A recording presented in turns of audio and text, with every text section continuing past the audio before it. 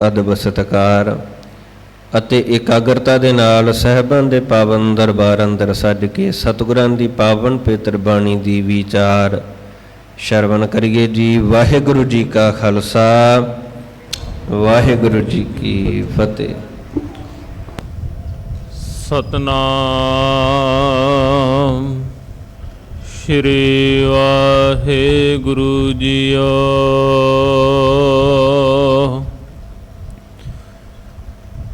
ਇਕ ਓੰਕਾਰ ਸਤਨਾਮ ਕਰਤਾ ਪੁਰਖ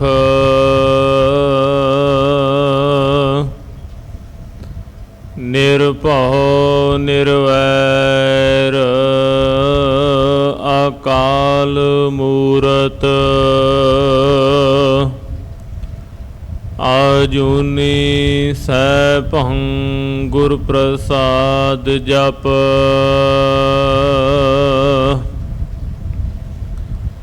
ਆਦ ਸਚ ਜੁਗਾਦ ਸਚ ਹੈ ਭੀ ਸਚ ਨਾਨਕ ਹੋਸੀ ਭੀ ਸਚ।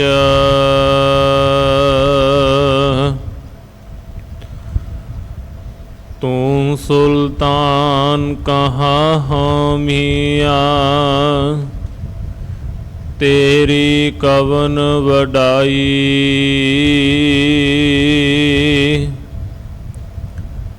ਜੋ ਤੂੰ ਦੇਹ ਸੋ ਕਹਾਂ ਸੁਆਮੀ ਮੈਂ ਮੂਰਖ ਕਹਿਣ ਨਾ ਜਾਈ।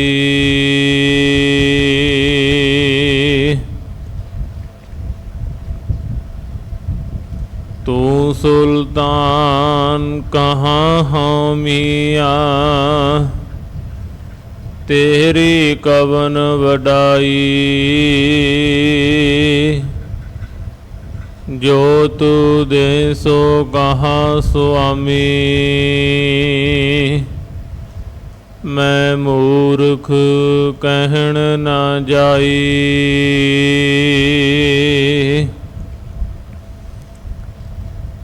ਪਰਮ ਸਨਮਾਨਯੋਗ ਜੁਗੋ ਜੁਗ ਅਟਲ ਚਵਰ ਛਤਰ ਤਖਤ ਦੇ ਮਾਲਕ ਤੀਨ ਲੋਕ ਬਾਲੀ ਸਰਵ ਕਲਾ ਸਮਰੱਥ ਕਲਯੁਗ ਦੇ ਬੋਹਿਤ ਹਾਜ਼ਰ ਨਾਜ਼ਰ ਸਤਿਗੁਰੂ ਧੰਨ ਧੰਨ ਸ੍ਰੀ ਗੁਰੂ ਗ੍ਰੰਥ ਸਾਹਿਬ ਸੱਚੇ ਪਾਤਸ਼ਾਹ ਮਹਾਰਾਜ ਜੀ ਦੇ ਪਾਵਨ ਪਵਿੱਤਰ ਚਰਨ ਕਮਲਾਂ ਵਿੱਚ ਇਕੱਤਰ ਸਮੂਹ ਸਤਸੰਗੀ ਜਨੋ, ਆਪ ਜੀ ਹਰ ਰੋਜ਼ ਦੀ ਤਰ੍ਹਾਂ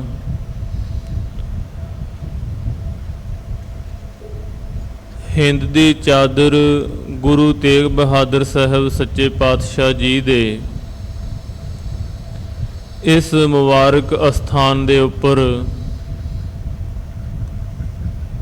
ਚੱਲ ਰਹੀ ਲੜੀਵਾਰ ਗੁਰਬਾਣੀ ਵਿਚਾਰ ਸ਼ਰਵਣ ਕਰਨ ਲਈ ਇਕੱਤਰ ਹੋਏ ਹਾਂ। ਸੋ ਅਸੀਸ ਬਖਸ਼ੋ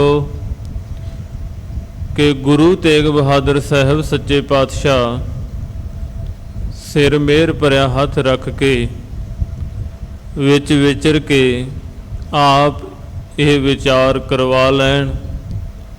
ਵਿਚਾਰ ਪ੍ਰਾਰੰਭ ਕਰਨ ਤੋਂ ਪਹਿਲਾਂ ਮਨ ਬਿਰਤੀਆਂ ਇਕਾਗਰ ਕਰਦਿਆਂ ਗੁਰੂ ਚਰਨਾਂ ਵਿੱਚ ਹਾਜ਼ਰੀ ਲਵਾਉਂਦਿਆਂ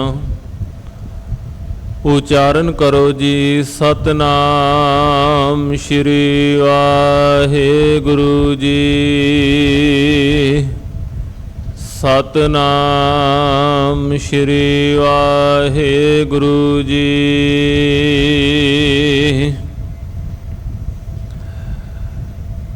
ਅੱਜ ਦੀ ਪਾਵਨ ਵਿਚਾਰ ਜੋ ਆਪ ਜੀ ਸ਼ਬਦ ਸਤਿਗੁਰੂ ਗੁਰੂ ਰਾਮਦਾਸ ਸਾਹਿਬ ਸੱਚੇ ਪਾਤਸ਼ਾਹ ਜੀ ਦਾ ਉਚਾਰਨ ਕੀਤਾ। ਇਹ ਗੌੜੀ ਕੀ ਵਾਰ ਦਾ ਪੂਰਾ ਸ਼ਬਦ 2 ਸ਼ਲੋਕ 1 ਪੌੜੀ ਗੁਰੂ ਰਾਮਦਾਸ ਸਾਹਿਬ ਸੱਚੇ ਪਾਤਸ਼ਾਹ ਜੀ ਵੱਲੋਂ ਹੀ ਉਚਾਰਨ ਕੀਤੇ ਹਨ ਤੇ ਤੀਸਰਾ ਇਹ ਸ਼ਲੋਕ ਹੈ। ਗੁਰੂ ਰਾਮਦਾਸ ਸਾਹਿਬ ਸੱਚੇ ਪਾਤਸ਼ਾਹ ਜੀ ਨੇ ਇਸ ਸ਼ਬਦ ਦੇ ਰਾਹੀਂ ਸਾਨੂੰ ਜੋ ਉਪਦੇਸ਼ ਦਿੱਤਾ, ਜਾਂ ਇੰਜ ਕਹਿ ਲਈਏ ਕਿ ਇਸ ਸੰਸਾਰ ਵਿੱਚ ਜਿੱਥੇ ਅਸੀਂ ਸ਼ਬਦ ਵਰਤਦੇ ਹਾਂ ਕਿ ਨਾਨਕ ਦੁਖੀਆ ਸਭ ਸੰਸਾਰ, ਇਸ ਦੁੱਖ ਦੇ ਵਿੱਚ ਸਭ ਤੋਂ ਵੱਡਾ ਜਿਹੜਾ ਦੁੱਖ ਦਾ ਕਾਰਨ ਹੈ ਉਸ ਨੂੰ ਗੁਰੂ ਰਾਮਦਾਸ ਸਾਹਿਬ ਸੱਚੇ ਪਾਤਸ਼ਾਹ ਜੀ ਨੇ ਸਾਡੇ ਸਾਹਮਣੇ ਰੱਖਿਆ ਹੈ। ਇਹ ਦੁੱਖ ਐਸਾ ਹੈ, ਐਸਾ ਰੋਗ ਹੈ ਜੋ ਬਾਹਰੀ ਤੌਰ ਤੇ ਸਥੂਲ ਰੂਪ ਦੇ ਵਿੱਚ ਕਿਸੇ ਵੀ ਮੈਡੀਸਨ ਦੇ ਨਾਲ ਸੰਭਵ ਨਹੀਂ। ਪੂਰੀ ਦੁਨੀਆ ਦੇ ਵਿੱਚ ਕੋਈ ਵੀ ਡਾਕਟਰ ਇਸ ਦਾ ਇਲਾਜ ਨਹੀਂ ਕਰ ਸਕਦਾ। ਇਹ ਦੁੱਖ ਐਸਾ ਹੈ, ਪਰ ਸਿਰਫ ਨਿਰਾਸ਼ਤਾ ਪੱਲੇ ਨਹੀਂ ਪੈ ਰਹੀ।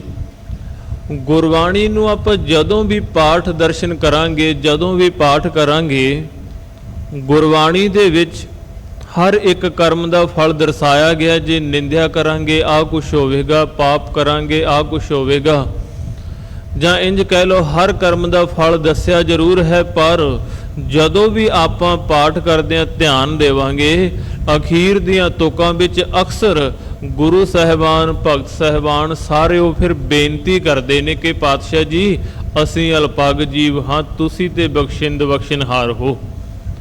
ਭਾਵ ਕਿ ਗੁਰਬਾਣੀ ਪੜ੍ਹ ਕੇ ਸਿਰਫ ਨਿਰਾਸ਼ਤਾ ਪੱਲੇ ਨਹੀਂ ਪੈਂਦੀ, ਉਹਦਾ ਹੱਲ, ਉਸ ਦੁੱਖ ਦਾ ਨਿਵਰਤੀ ਦਾ ਜਿਹੜਾ ਕਾਰਨ ਹੈ ਉਹ ਵੀ ਦੱਸਿਆ ਹੈ ਮਹਾਰਾਜ ਨੇ।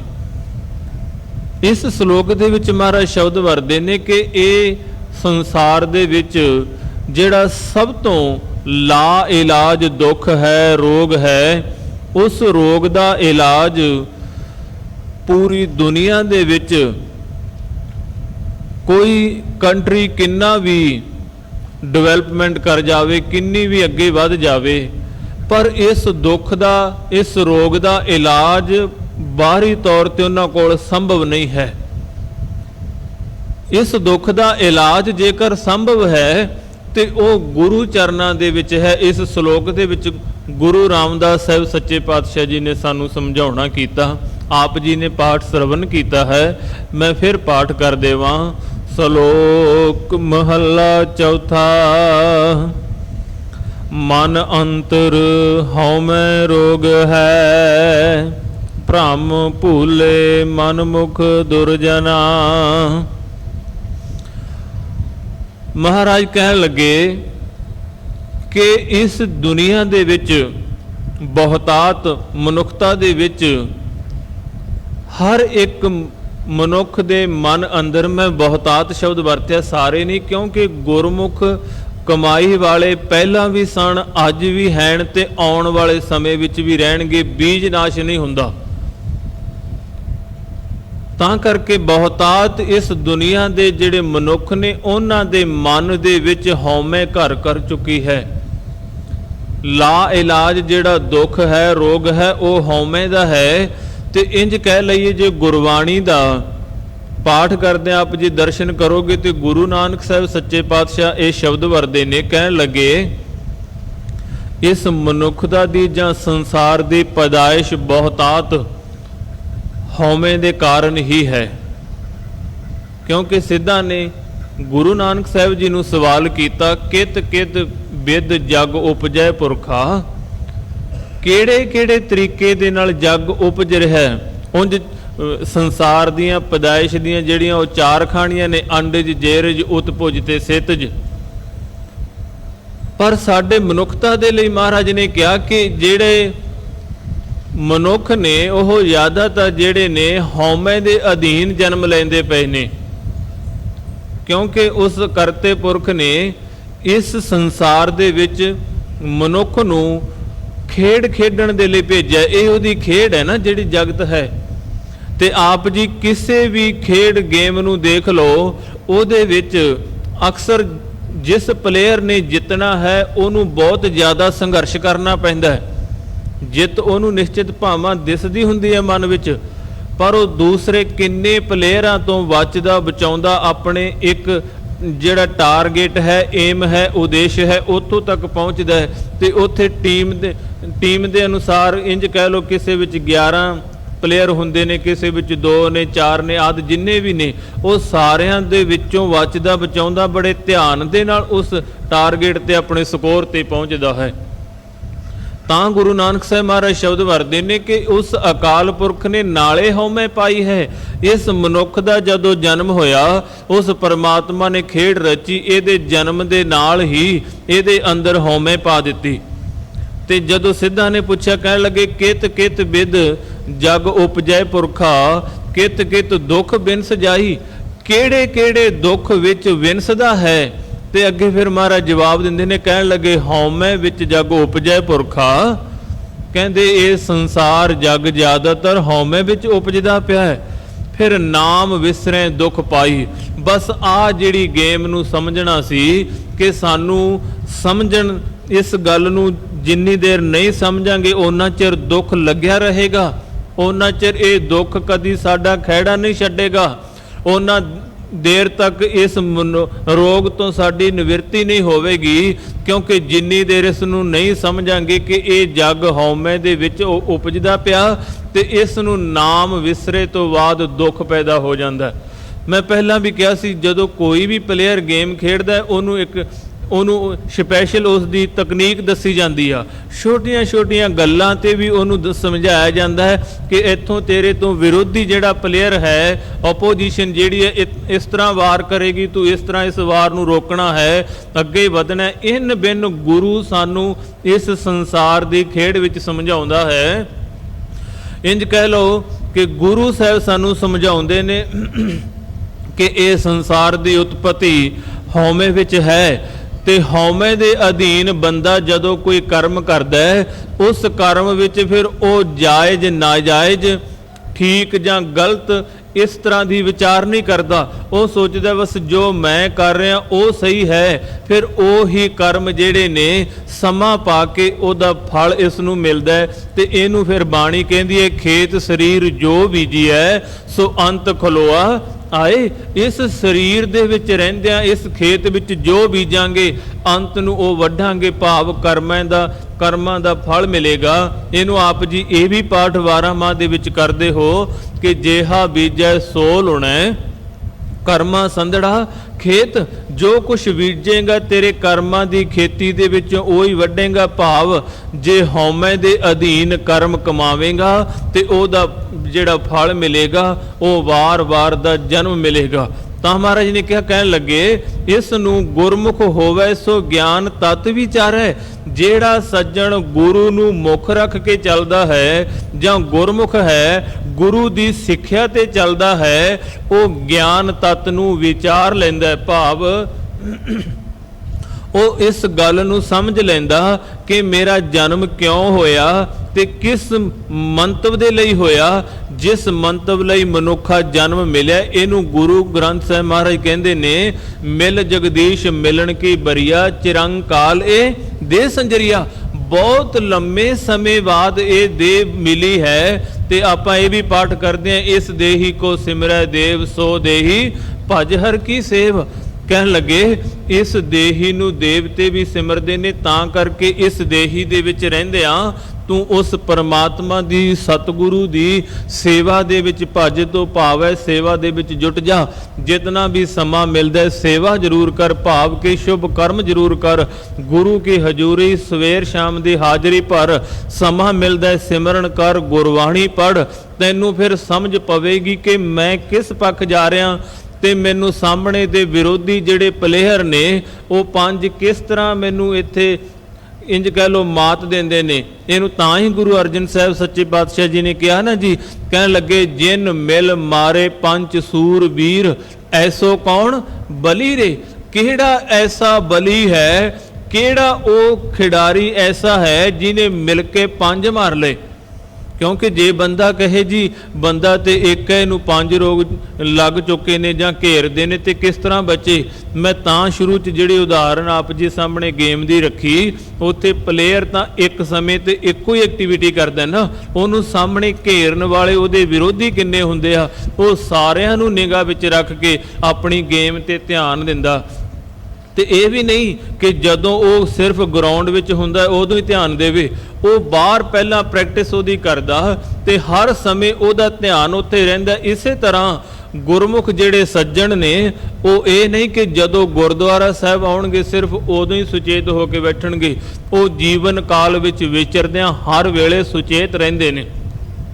ਉਹ ਹਰ ਵੇਲੇ ਧਿਆਨ ਵਿੱਚ ਰਹਿੰਦੇ ਨੇ ਕਿ ਹੁਣ ਮੇਰੇ ਤੇ ਮੰਦ ਵਾਸ਼ਨਾ ਕਾਮ ਹਾਵੀ ਪੈ ਰਿਹਾ, ਜਾਂ ਕ੍ਰੋਧ ਹਾਵੀ ਪੈ ਰਿਹਾ, ਜਾਂ ਲੋਭ ਮੋਹ ਹੰਕਾਰ, ਇਹਨਾਂ ਚੋਂ ਕਿਹੜਾ ਮੈਨੂੰ ਢਾਉਣ ਦਾ ਯਤਨ ਕਰ ਰਿਹਾ, ਕਿਹੜਾ ਐਸਾ ਹੈ ਜਿਹੜਾ ਮੈਨੂੰ ਗਿਰਾਉਣ ਦਾ, ਮੇਰੇ ਏਮ ਤੋਂ ਖੁੰਝਾਉਣ ਦਾ ਜਾਂ ਹਰਾਉਣ ਦਾ ਯਤਨ ਕਰ ਰਿਹਾ। ਗੁਰਮੁਖ ਸੁਚੇਤ ਹੋ ਕੇ ਇਸ ਤੋਂ ਬਚ ਰਹਿੰਦਾ ਹੈ। ਤੇ ਇਹਦੇ ਵਿੱਚ ਸਭ ਤੋਂ ਵੱਡਾ ਜਿਹੜਾ ਯੋਗਦਾਨ ਹੈ ਉਹ ਜ਼ਿਆਦਾਤਰ ਸਾਡੀ ਮੰਦ ਵਾਸ਼ਨਾ ਦਾ ਹੈ। ਮੰਦ ਵਾਸ਼ਨਾ ਭਾਵ ਆਪਾਂ ਕਾਮ ਵਾਸ਼ਨਾ ਵੀ ਕਹਿ ਦਿੰਦੇ ਆ।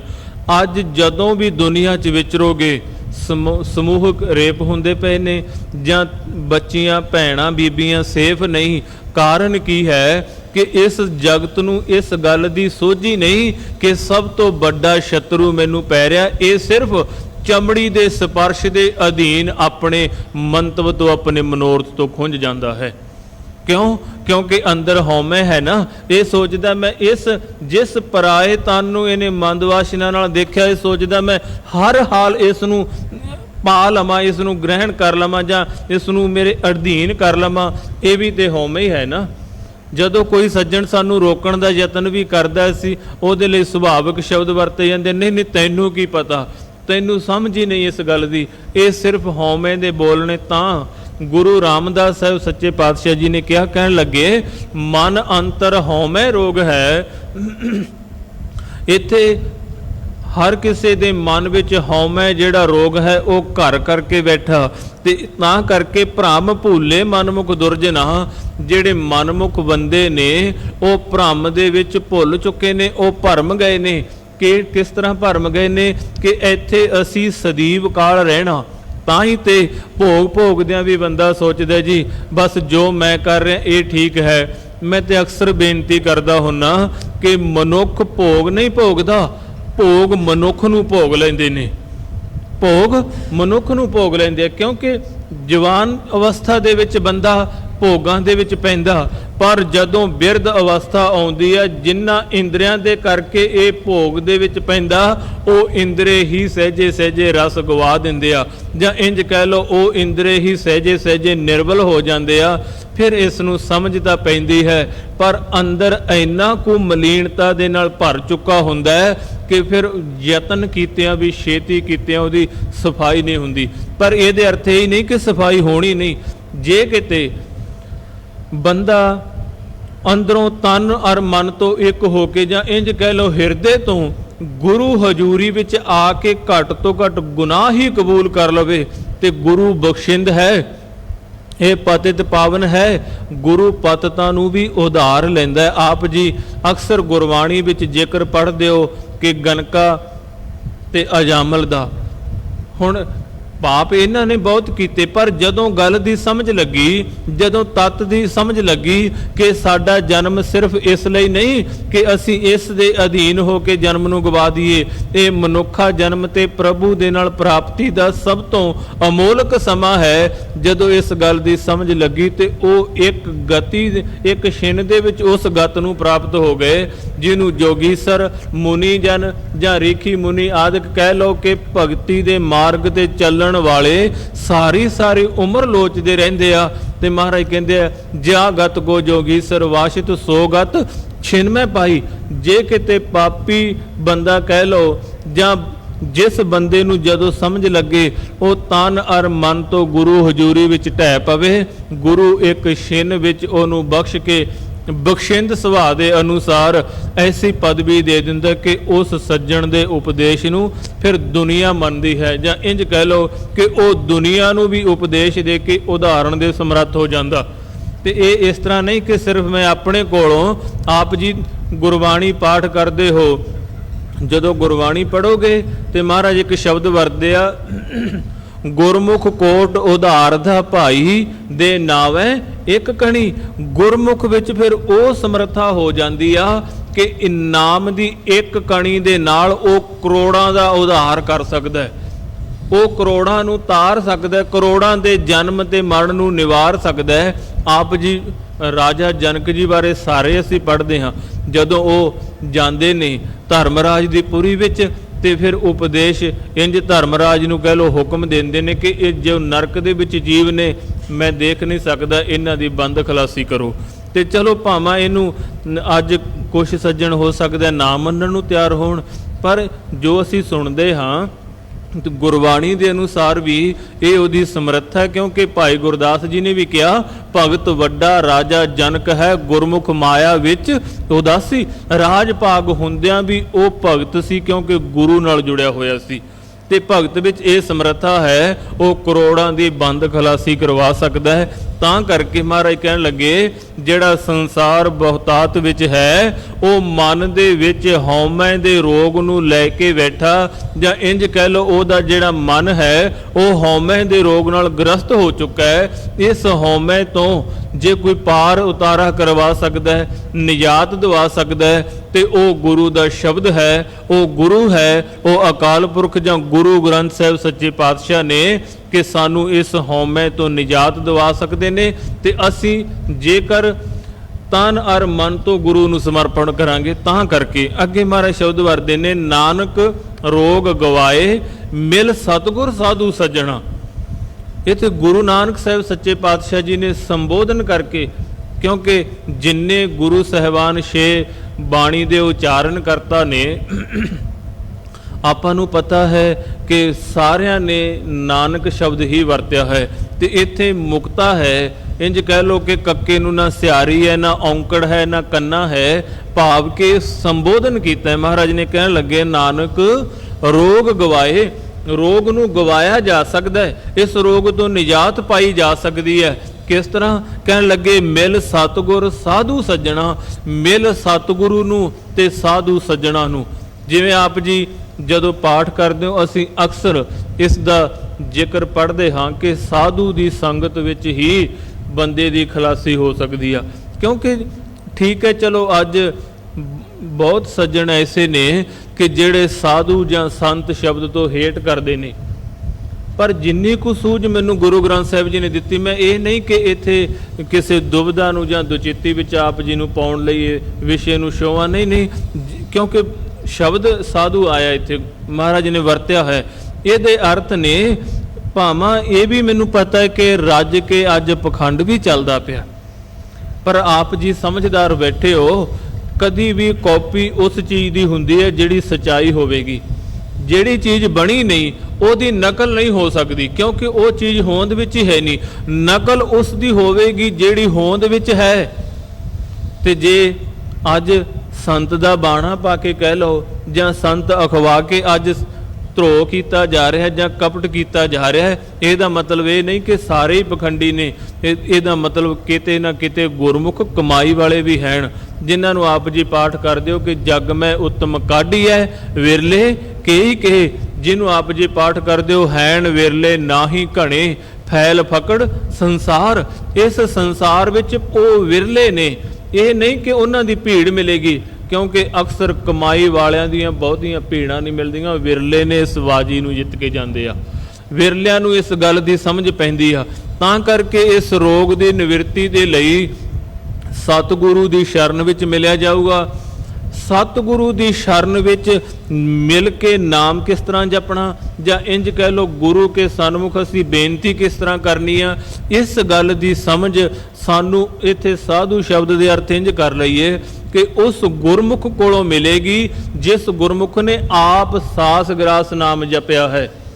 ਮੈਂ ਫਿਰ ਕਹਿ ਦਿਆਂ ਸਾਧੂ ਜਿਹੜਾ ਹੈ ਇਹ ਇੱਕ ਬਾਣੇ ਦਾ ਨਾਮ ਨਹੀਂ, ਸੰਤ ਇੱਕ ਬਾਣਾ ਨਹੀਂ, ਬਾਣਾ ਕੋਈ ਵੀ ਹੋ ਸਕਦਾ ਹੈ। ਬਸ ਜਿਸ ਬੰਦੇ ਨੇ ਤਨ ਔਰ ਮਨ ਤੋਂ ਸਾਧਨਾ ਕੀਤੀ ਹੈ, ਜਿਸ ਬੰਦੇ ਨੇ ਉਹ ਮਨ ਨੂੰ ਵੀ ਸਾਧ ਲਿਆ, ਤਨ ਨੂੰ ਵੀ ਸਾਧ ਲਿਆ, ਗੁਰੂ ਕੀ ਹਜ਼ੂਰੀ ਵਿੱਚ ਪ੍ਰਵਾਨ ਹੈ, ਉਹ ਸੰਤ ਹੈ, ਉਹ ਸੱਜਣ, ਉਹ ਸਾਧੂ ਹੈ। ਤੇ ਜਦੋਂ ਆਪ ਜੀ ਅਕਸਰ ਸਾਡੀ ਦੁਨੀਆ 'ਚ ਵਿਚਰਨ ਦਾ ਅਸੀਂ ਦੇਖਦੇ ਹਾਂ, ਸਭ ਤੋਂ ਵੱਡਾ ਜਿਹੜਾ ਤਰੀਕਾ ਹੈ ਉਹ ਸਟੱਡੀ ਹੈ, ਪੜ੍ਹਾਈ ਹੈ। ਪੜ੍ਹਾਈ ਬਿਨਾਂ ਇੰਜ ਕਹਿ ਲਈਏ ਸਾਨੂੰ ਬਹੁਤੀ ਸਮਝ ਨਹੀਂ ਲੱਗਦੀ ਦੁਨੀਆ ਵਿੱਚ ਵਿਚਰਨ ਦੀ, ਕਿਉਂਕਿ ਤਾਂ ਹੀ ਮਹਾਰਾਜ ਨੇ ਕਿਹਾ ਕਿ ਵਾਹਿਗੁਰੂ ਵਿਦਿਆ ਵਿਚਾਰੈ ਪੜ੍ਹ ਪੜ੍ਹ ਪਾਵੇ, ਗੁਰ ਪ੍ਰਸਾਦੀ ਵਿਦਿਆ ਵਿਚਾਰੈ ਪੜ੍ਹ ਪੜ੍ਹ ਪਾਵੇ ਮਾਨ। ਗੁਰੂ ਦੀ ਕਿਰਪਾ ਦੇ ਰਾਹੀਂ ਜੇ ਵਿਦਿਆ ਨੂੰ ਵਿਚਾਰਾਂਗੇ ਤਾਂ ਪੜ੍ਹ ਪੜ੍ਹ ਕੇ ਮਾਨ ਮਿਲਦਾ। ਮੈਂ ਤਾਂ ਇਹ ਆਪ ਜੀ ਨਾਲ ਉਦਾਹਰਣ ਲਈ ਆ ਤਾਂ ਕਿ ਸਾਨੂੰ ਸਮਝ ਲੱਗੇ ਸਾਧੂ ਦੀ ਸੰਗਤ ਹੈ ਕੀ ਆ।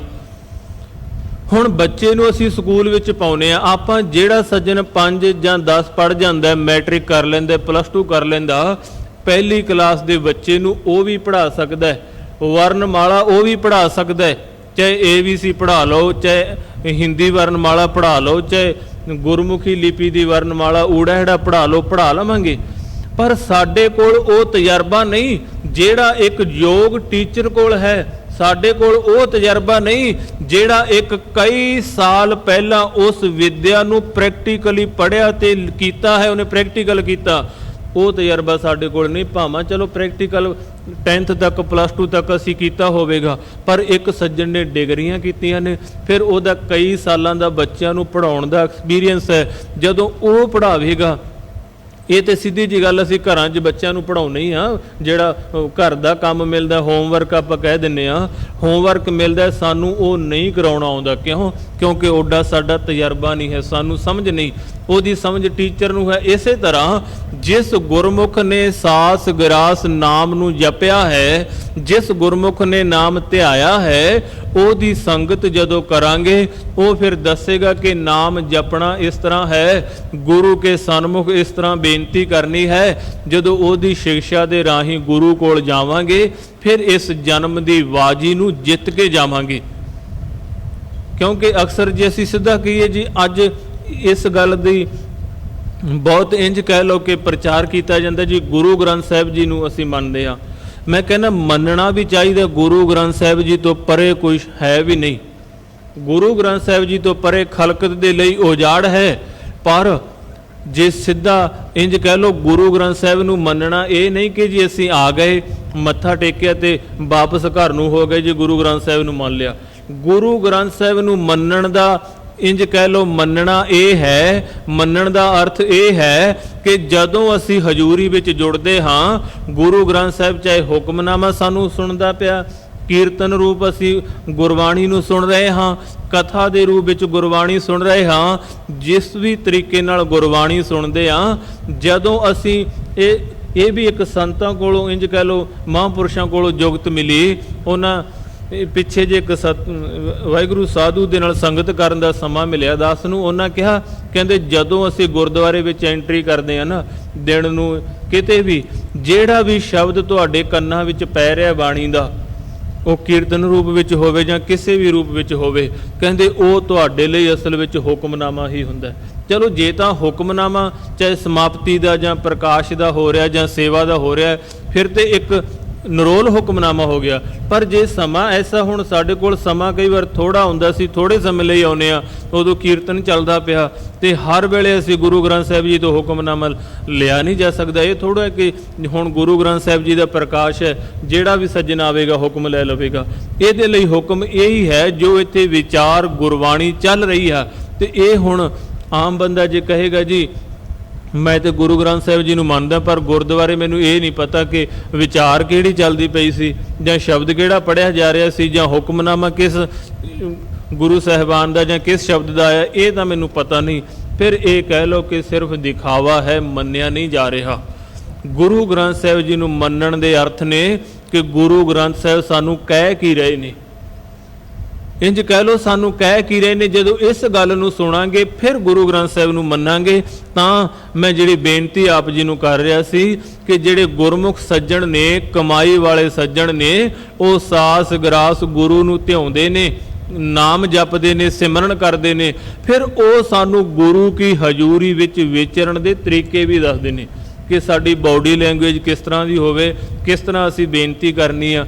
ਹੁਣ ਪਿੱਛੇ ਜੇ ਮੈਂ ਇੱਕ ਸਾਧੂ ਬੜੀ ਕਮਾਈ ਵਾਲੇ ਹੋਏ ਨੇ, ਉਹਨਾਂ ਦੀ ਜੀਵਨੀ ਪੜ੍ਹ ਰਿਹਾ ਸਾਂ ਤੇ ਉਹਨਾਂ ਦੇ ਮੈਨੂੰ ਇਹ ਵਚਨ ਬੜੇ ਸੋਹਣੇ ਲੱਗੇ। ਉਹ ਕਹਿੰਦੇ ਜਦੋਂ ਤੁਸੀਂ ਗੁਰੂ ਗ੍ਰੰਥ ਸਾਹਿਬ ਦੀ ਹਜ਼ੂਰੀ ਵਿੱਚ ਜਾਂਦੇ ਹੋ ਨਾ, ਮੈਂ ਜਿਹੜੀ ਗੱਲ ਬਚਨ ਚੱਲਦੇ ਪਏ ਨੇ ਕਿਉਂਕਿ ਮਨ ਅੰਤਰ ਹਉਮੈ ਰੋਗ ਹੈ, ਜਦੋਂ ਇਹਦੀ ਸਮਝ ਲੱਗੇਗੀ ਸਾਹਮਣੇ ਬੇਨਤੀ ਕਰਾਂਗੇ ਤਾਂ ਹੀ ਕੁਝ ਬਣੇਗਾ ਨਾ। ਘੱਟੋ ਘੱਟ ਗੁਨਾਹ ਕਬੂਲ ਤੇ ਅਸੀਂ ਕਰ ਲਈਏ। ਉਹ ਕਹਿੰਦੇ ਹੁੰਦੇ ਸਨ ਕਿ ਜਦੋਂ ਗੁਰੂ ਦੀ ਹਜ਼ੂਰੀ 'ਚ ਜਾਓ 2 ਕੰਮ ਜ਼ਰੂਰ ਕਰਿਆ ਕਰੋ। ਇਹ ਜਾਣਦੇ ਹੀ ਇਹ ਨਹੀਂ ਕਿ ਸੱਚੇ ਪਾਤਸ਼ਾਹ ਜੀ ਮੇਰਾ ਆਹ ਕੰਮ ਹੋ ਜਾਏ, ਬੱਚੇ ਪੜ੍ਹ ਜਾਣ ਜਾਂ ਮੇਰਾ ਕੰਮ ਚੱਲ ਜੇ, ਆਹ ਕੁਛ ਨਹੀਂ। ਚਲੋ ਇਹ ਸਾਡੀ ਲੋੜ ਹੈ ਸੰਸਾਰ ਦੀ ਜਾਂ ਪਰਿਵਾਰ ਨੂੰ ਚਲਾਉਣ ਲਈ, ਇਹ ਇੱਕ ਵੱਖਰੀ ਗੱਲ ਹੈ, ਪਰ ਆਹ 2 ਅਰਦਾਸਾਂ ਜ਼ਰੂਰ ਕਰਿਆ ਕਰੋ। ਇੱਕ ਤੇ ਕਿ ਸਤਿਗੁਰੂ ਗੁਰੂ ਗ੍ਰੰਥ ਸਾਹਿਬ ਸੱਚੇ ਪਾਤਸ਼ਾਹ ਜੀ ਆਪ ਜੀ ਦਾ ਕੋਟਾਨ ਕੋਟ ਸ਼ੁਕਰਾਨਾ ਹੈ, ਤੁਸੀਂ ਮੈਨੂੰ ਆਪਣੇ ਚਰਨਾਂ ਵਿੱਚ ਜੁੜਨ ਦਾ ਸਮਾਂ ਬਖਸ਼ਿਆ। ਕਿਉਂਕਿ ਭਾਗਹੀਣ ਭਰਮ ਚੋਟਾਂ ਖਾਵੇ, ਜਿਹੜੇ ਭਾਗਹੀਣ ਨੇ ਉਹ ਭਰਮ ਕੇ ਚੋਟਾਂ ਖਾਂਦੇ ਨੇ। ਵੱਡ ਭਾਗੀ ਸਤਸੰਗਤ ਪਾਵੇ, ਜਿਹੜੇ ਵੱਡਿਆਂ ਭਾਗਾਂ ਵਾਲੇ ਨੇ ਸੰਗਤ ਉਹ ਪਾਉਂਦੇ ਨੇ। ਇੱਕ ਤੇ ਗੁਰੂ ਦਾ ਸ਼ੁਕਰਾਨਾ ਕਰੀਏ, ਅਲਾਮਾ ਨਹੀਂ, ਤੇ ਦੂਸਰਾ ਜਦੋਂ ਹਜ਼ੂਰੀ 'ਚ ਜੁੜੀਏ ਉਦੋਂ ਬੇਨਤੀ ਕਰੀਏ ਪਾਤਸ਼ਾਹ ਜੀ ਜੇਤਾ ਸਮੁੰਦ ਸਾਗਰ ਨੀਰ ਭਰਿਆ ਤੇਤੇ ਔਗਣ ਹਮਾਰੇ ਦਇਆ ਕਰੋ ਕਿਛ ਮੇਰ ਉਪਾਵੋ ਡੁੱਬਦੇ ਪੱਥਰ ਤਾਰੇ। ਪਾਤਸ਼ਾਹ ਜੀ ਜਿੰਨਾ ਸਮੁੰਦਰ ਪਾਣੀ ਨਾਲ ਭਰਿਆ ਨਾ ਓਨੇ ਸਾਡੇ ਵਿੱਚ ਔਗਣ ਨੇ, ਪਰ ਤੁਸੀਂ ਕਿਰਪਾ ਕਰੋ, ਤੁਸੀਂ ਮਿਹਰ ਕਰੋਗੇ ਤੇ ਜਿਸ ਤਰ੍ਹਾਂ ਪਾਣੀ ਤੇ ਡੁੱਬਦੇ ਪੱਥਰ ਨੂੰ ਵੀ ਤਾਰ ਲੈਂਦੇ ਹੋ, ਇੰਜ ਕਹਿ ਲਓ ਕਿ ਇੱਥੇ ਤੁਸੀਂ ਮੈਨੂੰ ਤਾਰ ਦਿਓ। ਤੁਸੀਂ ਤੇ ਬਖਸ਼ਿੰਦ ਹੋ, ਪਤਿਤ ਪਾਵਨ ਹੋ, ਦਿਆਲੂ ਹੋ, ਤੇ ਗੁਰੂ ਬਖਸ਼ਿੰਦ ਫਿਰ ਬਖਸ਼ ਕੇ ਬੰਦੇ ਨੂੰ ਤਾਰ ਦਿੰਦਾ ਹੈ। ਤਾਂ ਇੱਥੇ ਮੈਂ ਜਿਹੜੀ ਬੇਨਤੀ ਆਪ ਜੀ ਨੂੰ ਕਰ ਰਿਹਾ ਕਿ ਸਾਧੂ ਦੀ ਸੰਗਤ ਵਿੱਚੋਂ ਸਾਨੂੰ ਇਹ ਜਾਚ ਮਿਲੇਗੀ ਨਾ। ਉਂਝ ਤੇ ਅਸੀਂ ਆਵਾਂਗੇ ਆਪਣੀ ਬੇਨਤੀਆਂ ਕੀਤੀਆਂ ਜੀ ਆਹ ਦੇ ਦਿਓ, ਆਹ ਹੋ ਜੇ, ਆਹ ਹੋ ਜੇ, ਤੇ ਵਾਪਸ ਚਲੇ ਗਏ।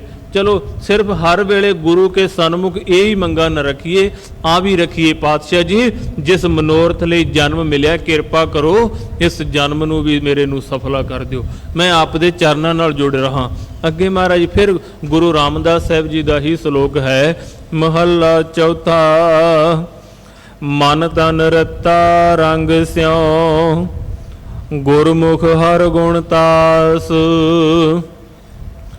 ਤਾਸ ਦੇ ਅਰਥ ਨੇ ਭੰਡਾਰ, ਭੰਡਾਰਾ। ਕਹਿਣ ਲੱਗੇ ਜਿਹੜੇ ਗੁਰਮੁਖ ਨੇ, ਗੁਰੂ ਨੂੰ ਮੁੱਖ ਰੱਖ ਕੇ ਚੱਲਦੇ ਨੇ, ਜਿਹੜੇ ਗੁਰੂ ਕੇ ਉਪਦੇਸ਼ ਨੂੰ, ਗੁਰੂ ਕੀ ਸਿੱਖਿਆ ਨੂੰ ਹਰ ਵੇਲੇ ਕਮਾ ਕੇ ਚੱਲਦੇ ਨੇ, ਉਹ ਉਸ ਭੰਡਾਰ ਗੁਣਾਂ ਦੀ ਖਾਨ, ਗੁਣ ਖਾਨੀ ਪਰਮਾਤਮਾ ਨਾਲ, ਅਕਾਲ ਪੁਰਖ ਗੁਰੂ ਗ੍ਰੰਥ ਸਾਹਿਬ ਜੀ ਨਾਲ ਜੁੜੇ ਹੋਏ ਨੇ। ਉਹਨਾਂ ਦੇ ਫਿਰ ਵਾਪਰਦਾ ਕੀ ਹੈ, ਉਹਨਾਂ ਦਾ ਜਿਹੜਾ ਮਨ ਔਰ ਤਨ ਹੈ ਉਹ ਰੱਤਾ ਰੰਗ ਸਿਉ। ਅਰਥ ਉਂਝ ਇੱਕ ਦੇ ਰੰਗ ਅਸੀਂ ਕਲਰ ਦੇਖਦੇ ਹਾਂ, ਪਰ ਗੁਰਬਾਣੀ ਵਿੱਚ ਬਹੁਤਾਤ ਮੈਂ ਦੇਖਿਆ ਜਦੋਂ ਇਸ ਤਰ੍ਹਾਂ ਰੰਗ ਸ਼ਬਦ ਆਵੇ ਨਾ, ਇਹਦੇ ਅਰਥ ਕਿਤੇ ਅਸੀਂ ਮੁਹੱਬਤ ਕਰ ਲਈਏ ਤੇ ਹੋਰ ਸਾਨੂੰ ਸਮਝ ਲੱਗੇਗੀ। ਜਿਸ ਤਰ੍ਹਾਂ ਆਪਾਂ ਪੜ੍ਹਦੇ ਹਾਂ, ਜਾ ਕੋ ਹਰ ਰੰਗ ਲਾਗੋ ਇਸ ਯੁੱਗ ਮੈਂ ਸੋ ਕਹੀਅਤ ਹੈ ਸੂਰਾ। ਚਲੋ ਇਹਦੇ ਅਰਥ ਭਾਵੇਂ ਸਿੱਧੇ ਨੇ, ਜਿਹਨੂੰ ਹਰੀ ਦਾ ਰੰਗ ਲੱਗ ਗਿਆ, ਪਰ ਜੇ ਕਿਉਂਕਿ ਜਿੰਨੀ ਕੁ ਗੁਰਬਾਣੀ ਸੂਝ ਦੇਵੇ ਮੈਂ ਉਹਦੇ ਅਨੁਸਾਰ, ਇਹ ਨਹੀਂ ਕਿ ਜੇ ਪੁਰਾਤਨ ਟੀਕਿਆਂ ਨੇ ਰੰਗ ਦੇ ਅਰਥ ਰੰਗ ਕੀਤੇ ਨੇ ਤੇ ਮੈਂ ਉਹਨਾਂ ਦੀ ਨਿਖੇਧੀ, ਕਿਉਂਕਿ ਗੁਰਬਾਣੀ ਇਹ ਤੇ ਗੁਰੂ ਤਰਸ ਕਰਦੇ ਤੇ ਅਰਥ ਹੋ ਜਾਂਦੇ। ਉਂਝ ਅਗਾਧ ਬੋਧ ਹੈ, ਇਹਦੇ ਬਾਰੇ ਕੋਈ ਨਿਰਣਾ ਪਰਪੱਕ ਇਹ ਨਹੀਂ ਕਹਿ ਸਕਦਾ ਜਿਹੜੇ ਅਰਥ ਮੈਂ ਕਰਤੇ ਇਹੀ ਨੇ। ਜੇ ਇੱਥੇ ਅਸੀਂ ਇਹ ਅਰਥ ਕਰੀਏ ਪਾਤਸ਼ਾਹ ਜੀ ਜਿਹੜੇ ਤੇਰੀ ਮੁਹੱਬਤ ਵਿੱਚ, ਤੇਰੇ ਇਸ਼ਕ ਵਿੱਚ ਰੰਗੇ ਨੇ, ਮਨ ਤਨ ਰੱਤਾ ਰੰਗ ਸਿਉ, ਉਹਨਾਂ ਦਾ ਇੰਜ ਕਹਿ ਲਓ ਜਿਹੜੇ ਗੁਰਮੁਖ ਤੇਰੇ ਨਾਲ ਜੁੜ ਚੁੱਕੇ ਨੇ, ਜਾਂ ਉਸ ਗੁਣਾਂ ਦੇ ਭੰਡਾਰ, ਗੁਣ ਦਾਤੇ ਜਾਂ ਗੁਣਾਂ ਦੇ ਸਮੁੰਦਰ ਪਾਤਸ਼ਾਹ ਜੀ ਨਾਲ ਜੁੜ ਚੁੱਕੇ ਨੇ, ਉਹਨਾਂ ਦਾ ਮਨ ਔਰ ਤਨ ਫਿਰ ਪਰਮਾਤਮਾ ਦੀ ਮੁਹੱਬਤ ਵਿੱਚ ਰੰਗਿਆ ਜਾਂਦਾ। ਉਹ ਆ ਦੁਨਿਆਵੀ ਮੁਹੱਬਤਾਂ ਵਿੱਚ ਨਹੀਂ ਫਿਰ ਪੈਂਦੇ, ਉਹ ਕਦੀ ਵੀ ਆ ਸਰੀਰਕ ਮੁਹੱਬਤਾਂ ਵਿੱਚ ਨਹੀਂ ਪੈਂਦੇ, ਉਹ ਕਦੀ ਪਦਾਰਥਕ ਮੁਹੱਬਤ ਵਿੱਚ ਨਹੀਂ ਪੈਂਦੇ, ਉਹ ਫਿਰ ਗੁਰੂ ਦੀ ਮੁਹੱਬਤ ਵਿੱਚ ਰੰਗੇ ਹੁੰਦੇ ਆ। ਤੇ ਫਿਰ ਐਸਾ ਉਹਨਾਂ ਤੇ ਰੰਗ ਚੜ੍ਹਦਾ ਹੈ, ਜਨ ਨਾਨਕ ਹਰ ਸਰਣਾਗਤੀ ਹਰ ਮੇਲੇ ਗੁਰ ਸਾਬਾਸ। ਕਹਿਣ ਲੱਗੇ ਮੈਂ ਜਨ ਦਾਸ ਆਪ ਜੀ ਦੀ ਸਰਣਾਗਤ ਦੇ ਅਰਥ ਮੈਂ ਸ਼ਰਨ ਵਿੱਚ ਆਇਆ ਹਾਂ। ਪਾਤਸ਼ਾਹ ਜੀ ਤੁਸੀਂ ਗੁਣਤਾਸ ਵਾਹਿਗੁਰੂ, ਤੁਸੀਂ ਮੈਂ ਤੁਹਾਡੀ ਸ਼ਰਨ ਵਿੱਚ ਆਇਆ ਹਾਂ, ਤੁਸੀਂ ਸ਼ਰਨ ਵਿੱਚ ਮੇਲ ਲਿਆ। ਸ਼ਾਬਾਸ਼ ਦੇ ਅਰਥ ਆਪਾਂ ਜਿਸ ਤਰ੍ਹਾਂ ਕਿਸੇ ਨੂੰ ਵਡਿਆਈ ਦਿੰਦੇ ਆ, ਕਿਸੇ ਦੀ ਹੌਸਲਾ ਅਫਜ਼ਾਈ ਕਰਦੇ ਆ, ਪਰ ਇੱਥੇ ਅਰਥ ਕਰਾਂਗੇ ਪਾਤਸ਼ਾਹ ਜੀ ਤੁਹਾਡੇ ਤੋਂ ਬਲਿਹਾਰ, ਤੁਹਾਡੇ ਤੋਂ ਸਦਕੇ ਤੁਹਾਡਾ ਕੋਟਾਨ ਕੋਟ ਸ਼ੁਕਰਾਨਾ ਹੈ ਕਿ ਤੁਸੀਂ ਆਪਣੀ ਸ਼ਰਨ ਵਿੱਚ ਜੋੜ ਲਿਆ, ਤੁਸੀਂ ਆਪਣੀ ਸ਼ਰਨ ਵਿੱਚ ਰੱਖਦੇ ਹੋ, ਤੁਸੀਂ ਆਪਣੀ ਸ਼ਰਨ ਵਿੱਚ ਰੱਖ ਕੇ ਮੇਰੇ ਜਨਮ ਨੂੰ ਸਫਲਾ ਕਰਦੇ ਹੋ, ਜਾਂ ਇੰਜ ਕਹਿ ਲਓ ਮੈਨੂੰ ਜੀਵਨ ਦੀ ਜਾਂਚ ਦਿੰਦੇ ਹੋ ਕਿ ਇਸ ਜੀਵਨ ਨੂੰ ਮੈਂ ਜੀਣਾ ਕਿਸ ਤਰ੍ਹਾਂ ਹੈ। ਅੱਗੇ ਫਿਰ ਪੌੜੀ ਦੇ ਵਿੱਚ ਮਹਾਰਾਜ ਫਿਰ ਵਚਨ ਉਚਾਰਨ ਕਰਦੇ ਨੇ, ਕਹਿਣ ਲੱਗੇ ਤੂੰ ਕਰਤਾ ਪੁਰਖ ਅਗੰਮ ਹੈ। ਹੇ ਸਤਿਗੁਰੂ ਜੀ ਤੂੰ ਕਰਤਾ ਪੁਰਖ ਦੇ ਅਰਥ ਅਸਲ ਵਿੱਚ ਕਰਤਾ ਪੁਰਖ ਤੂੰ ਹੀ ਹੈ, ਕਿਉਂਕਿ ਤੇਰੇ ਤੋਂ ਸ੍ਰਿਸ਼ਟੀ ਦੀ ਪੈਦਾਇਸ਼ ਹੈ। ਆਪਾਂ ਸ਼ੁਰੂ ਜਦੋਂ ਗੁਰਬਾਣੀ ਪੜ੍ਹਦੇ ਹਾਂ ਤੇ ਗੁਰੂ ਨਾਨਕ ਸਾਹਿਬ ਜੀ ਉਦੋਂ ਹੀ ਇਹ ਕਹਿੰਦੇ ਨੇ ਕਿ ਇੱਕ ਓਂਕਾਰ ਸਤਨਾਮ ਕਰਤਾ ਪੁਰਖ। ਇੱਥੇ ਸਾਰੇ ਉਸ ਅਕਾਲ ਪੁਰਖ ਦੇ ਗੁਣ ਕਹਿ ਲਓ ਜਾਂ ਉਹਦੀ ਵਿਆਖਿਆਨ ਕਹਿ ਲਓ, ਉਹੀ ਕੀਤਾ ਕਿ ਤੂੰ ਜਿਹੜਾ ਅਕਾਲ ਪੁਰਖ ਹੈ, ਕਰਤਾ ਪੁਰਖ ਹੈ, ਅਗੰਮ ਹੈ, ਤੈਨੂੰ ਗੰਮਿਆ ਨਹੀਂ ਜਾ ਸਕਦਾ। ਤੈਨੂੰ ਗੰਮਣ ਦੇ ਅਰਥ ਹੈ ਪਾ ਲੈਣਾ, ਨਾ ਤੂੰ ਸ਼ੋਅ ਵਿੱਚ ਆਉਣਾ, ਹੱਥ ਨਾਲ ਵੀ ਨਹੀਂ ਫੜਿਆ ਜਾ ਸਕਦਾ, ਤੂੰ ਬੁੱਧੀ ਨਾਲ ਵੀ ਨਹੀਂ ਪਾਇਆ ਜਾ ਸਕਦਾ, ਤੂੰ ਕਿਸੇ ਤਰੀਕੇ ਮਿਣ ਤੋਲ ਕੇ ਕੋਈ ਵੀ ਤੇਰਾ ਪਾਰ ਉਰਾਰ ਹੈ ਹੀ ਨਹੀਂ। ਕਹਿਣ ਤੋਂ ਭਾਵ ਸਿਰਫ ਤੇਰੇ ਨਾਲ ਇਹ ਕਹਿ ਲਓ ਕਿ ਜੁੜਿਆ ਜਾ ਸਕਦਾ ਹੈ। ਤੇਰੀ ਵਡਿਆਈ ਕਿਹੜੀ ਕੀਤੀ ਜਾ ਸਕਦੀ ਹੈ, ਕਿਸ ਨਾਲ ਤੂੰ ਵੜੀਏ। ਵੜੀਏ ਦੇ ਅਰਥ ਇੱਥੇ ਨੇ ਵਡਿਆਈ, ਕਿਉਂਕਿ ਇੱਥੇ ਜਿਹੜੀਆਂ ਤੁਕਾਂ ਆਈਆਂ ਉਹ ਸਾਰੀਆਂ ਦਾ ਤੁਕਾਂਤ ਜੋੜਨ ਦੇ ਲਈ ਮਹਾਰਾਜ ਨੇ ਇਹ ਸ਼ਬਦਾਂ ਨੂੰ ਇਸ ਤਰ੍ਹਾਂ ਵਰਤਿਆ ਹੈ। ਕਈ ਵਾਰੀ ਅਸੀਂ ਗੁਰਬਾਣੀ ਸੋਚਦੇ ਜੀ ਇਹ ਸ਼ਬਦ ਕਿਸ ਤਰ੍ਹਾਂ ਬਣ ਗਿਆ, ਇਹ ਸ਼ਬਦ ਤੁਕਾਂਤ ਨੂੰ ਮੁੱਖ ਰੱਖ ਕੇ ਵੀ ਕਾਵ ਰੂਪ ਦੇ ਵਿੱਚ ਕਈ ਵਾਰ ਜੋੜਨੇ ਪੈਂਦੇ ਆ। ਤਾਂ ਕਰਕੇ ਇੱਥੇ ਮਹਾਰਾਜ ਕਹਿੰਦੇ ਤੂੰ ਕਰਤਾ ਪੁਰਖ ਅਗੰਮ ਹੈ, ਕਿਸ ਨਾਲ ਤੂੰ ਵੜੀ ਹੈ, ਤੈਨੂੰ ਵਡਿਆਈ ਕਿਹਦੇ ਨਾਲ ਦਈਏ, ਤੂੰ ਤੇ ਹੈ ਹੀ ਅਗੰਮ ਹੈ, ਤੇਰੇ ਵਰਗਾ ਹੋਰ ਹੋਏ ਹੈ ਹੀ ਕੋਈ ਨਹੀਂ। ਕਿਉਂਕਿ ਜੇ ਤੇਰੇ ਵਰਗਾ ਕੋਈ ਦੂਸਰਾ ਹੋਵੇ ਤਾਂ ਫਿਰ ਤਾਂ ਪਰਮਾਤਮਾ ਤੇ ਉਸ ਦੂਸਰੇ ਵਿੱਚ ਕੀ ਫਰਕ ਹੈ, ਉਹਦੇ ਬਰਾਬਰ ਕੋਈ ਹੋਰ ਹੈ। ਇਸ ਲਈ ਉਹ ਅਕਾਲ ਪੁਰਖ ਸਿਰਫ ਸਹਿਭੰਗ ਹੈ, ਆਪਣੇ ਆਪ ਤੋਂ ਸੁਤੇ ਸਿੱਧ ਪ੍ਰਕਾਸ਼ ਹੈ, ਨਾ ਕਿਸੇ ਦਾ ਜਨਮਿਆ ਹੈ, ਨਾ ਉਹਨੇ ਭੈਣ ਭਰਾ ਕਮਾਏ ਨੇ। ਇਹ ਖਲਕਤ ਸਾਰੀ ਉਹਦੀ ਪੈਦਾਇਸ਼, ਉਹਦੀ ਕਿਰਤ ਹੈ, ਉਹ ਆਪ ਅਗੰਮ ਨੂੰ ਗੰਮਿਆ ਨਹੀਂ ਜਾ ਸਕਦਾ।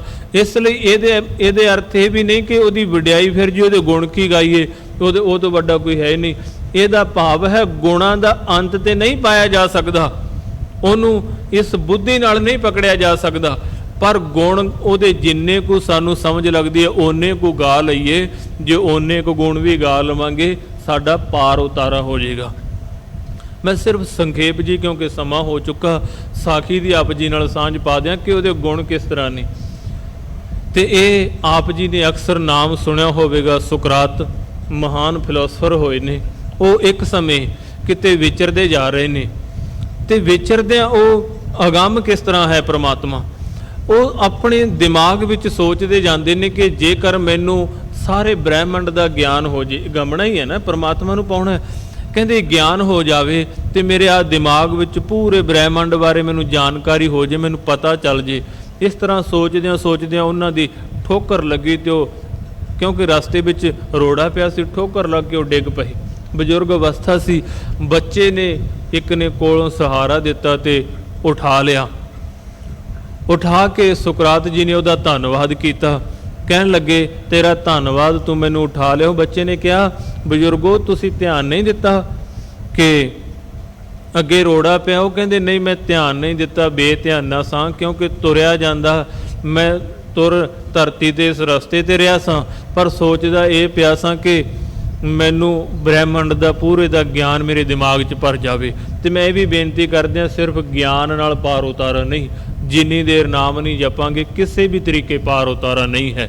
ਗਿਆਨ ਹਾਸਲ ਕਰਨਾ ਮਾੜਾ ਨਹੀਂ, ਪਰ ਕਈ ਵਾਰ ਇਹ ਗਿਆਨ ਹਉਮੈ ਦੇ ਪੈਦਾਇਸ਼ ਬਣ ਜਾਂਦਾ ਹੈ, ਫਿਰ ਇਹਦੇ ਵਿੱਚ ਵੀ ਬੰਦੇ ਨੂੰ ਫਿਰ ਜਨਮ ਮਰਨ ਪੈਂਦੇ ਆ। ਖੈਰ ਉਹਨੇ ਕਿਹਾ, ਸੁਕਰਾਤ ਜੀ ਉਹ ਬੱਚੇ ਨੂੰ ਕਹਿਣ ਲੱਗੇ ਕਿ ਹੁਣ ਤੂੰ ਦੱਸ, ਮੈਂ ਤੇਰਾ ਧੰਨਵਾਦ ਕਰਦਾ, ਤੈਨੂੰ ਕੀ ਚਾਹੀਦਾ, ਕੋਈ ਚੀਜ਼ ਹੋਵੇ। ਵਾਹਿਗੁਰੂ ਤੂੰ ਕੀ ਇੱਥੇ ਕਰਦਾ, ਤੂੰ ਕੀ ਕਰਮ ਕਰਦਾ? ਉਹ ਬੱਚਾ ਕਹਿਣ ਲੱਗਿਆ, ਕਹਿੰਦਾ ਜੀ ਮੈਂ ਭੀਖ ਮੰਗ ਕੇ ਗੁਜ਼ਾਰਾ ਕਰਦਾ। ਸੁਕਰਾਤ ਕਹਿਣ ਲੱਗੇ, ਤੂੰ ਫਿਰ ਦੱਸ ਮੈਨੂੰ ਕੋਈ ਮੇਰੇ ਲਾਇਕ ਸੇਵਾ, ਮੇਰੇ ਯੋਗ, ਮੈਂ ਤੈਨੂੰ ਕੁਛ ਕੀ ਲੈ ਕੇ ਦੇਵਾਂ? ਉਹਨੇ ਕਿਹਾ ਜੀ ਮੈਨੂੰ ਕੋਈ ਬਰਤਨ ਲੈ ਦਿਓ, ਮੈਨੂੰ ਭੀਖ ਮੰਗਣੀ ਸੌਖੀ ਹੋ ਜੇ। ਸੁਕਰਾਤ ਜੀ ਦੁਕਾਨ ਤੇ ਲੈ ਗਏ, ਉਹਨਾਂ ਨੇ ਪਿਆਲਾ ਲੈ ਦਿੱਤਾ। ਪਿਆਲਾ ਜਦੋਂ ਲੈ ਦਿੱਤਾ ਤੇ ਫਿਰ ਉਹੀ ਬੱਚਾ ਸਮੁੰਦਰ ਕਿਨਾਰੇ ਚਲਾ ਗਿਆ ਸੁਕਰਾਤ ਜੀ ਦੇ ਨਾਲ। ਉੱਥੇ ਉਹ ਸੁਕਰਾਤ ਜੀ ਨੂੰ ਕਹਿਣ ਲੱਗਿਆ, ਜੀ ਹੁਣ ਤੁਸੀਂ ਇੰਝ ਕਰੋ, ਆਹ ਸਮੁੰਦਰ ਨੂੰ ਮੇਰੇ ਪਿਆਲੇ 'ਚ ਭਰ ਦਿਓ। ਸੁਕਰਾਤ ਕਹਿਣ ਲੱਗੇ, ਬੱਚਾ ਇਹ ਨਹੀਂ ਹੋ ਸਕਦਾ, ਸਮੁੰਦਰ ਬਹੁਤ ਵੱਡਾ ਹੈ, ਤੇਰਾ ਪਿਆਲਾ ਬੜਾ ਜ਼ਿਆਦਾ ਛੋਟਾ, ਇਹ ਨਹੀਂ ਹੋ ਸਕੇਗਾ। ਉਹ ਬੱਚਾ ਜਾਰੋ ਜਾਰ ਰੋਣਾ ਸ਼ੁਰੂ ਕਰ ਦਿੰਦਾ। ਸੁਕਰਾਤ ਜੀ ਥੋੜਾ ਅੱਗੇ ਚੱਲਦੇ ਨੇ, ਫਿਰ ਉਹ ਬੱਚੇ ਦੇ ਮਨ 'ਚ ਪਤਾ ਨਹੀਂ ਕੀ ਆਉਂਦਾ, ਉਹ ਬੱਚਾ ਪਿਆਲੇ ਨੂੰ ਫੜਦਾ ਤੇ ਜ਼ੋਰ ਜਿੰਨਾ ਕੁ ਉਹਦੇ ਵਿੱਚ ਹੈ ਵਗਾ ਕੇ ਸਮੁੰਦਰ ਵਿੱਚ ਪਿਆਲੇ ਨੂੰ ਸੁੱਟ ਦਿੰਦਾ। ਸੁਕਰਾਤ ਜੀ ਕਹਿਣ ਲੱਗੇ, ਮੈਂ ਤੈਨੂੰ ਪਿਆਲਾ ਭੀਖ ਮੰਗਣ ਲਈ ਲੈ ਕੇ ਦਿੱਤਾ ਸੀ, ਤੂੰ ਇਹਨੂੰ ਸਮੁੰਦਰ 'ਚ ਕਿਉਂ ਵਗਾ ਦਿੱਤਾ? ਉਹ ਕਹਿੰਦਾ, ਮੈਂ ਤੁਹਾਨੂੰ ਕਿਹਾ ਸੀ ਕਿ ਇਸ ਪਿਆਲੇ 'ਚ ਸਮੁੰਦਰ ਭਰ ਕੇ ਦਿਓ। ਕਹਿੰਦੇ, ਫਿਰ ਮੈਂ ਤੈਨੂੰ ਦੱਸਿਆ ਤੇ ਸੀ ਸਮੁੰਦਰ ਬਹੁਤ ਵੱਡਾ ਹੈ, ਤੇਰੇ ਪਿਆਲੇ 'ਚ ਨਹੀਂ ਆਵੇਗਾ।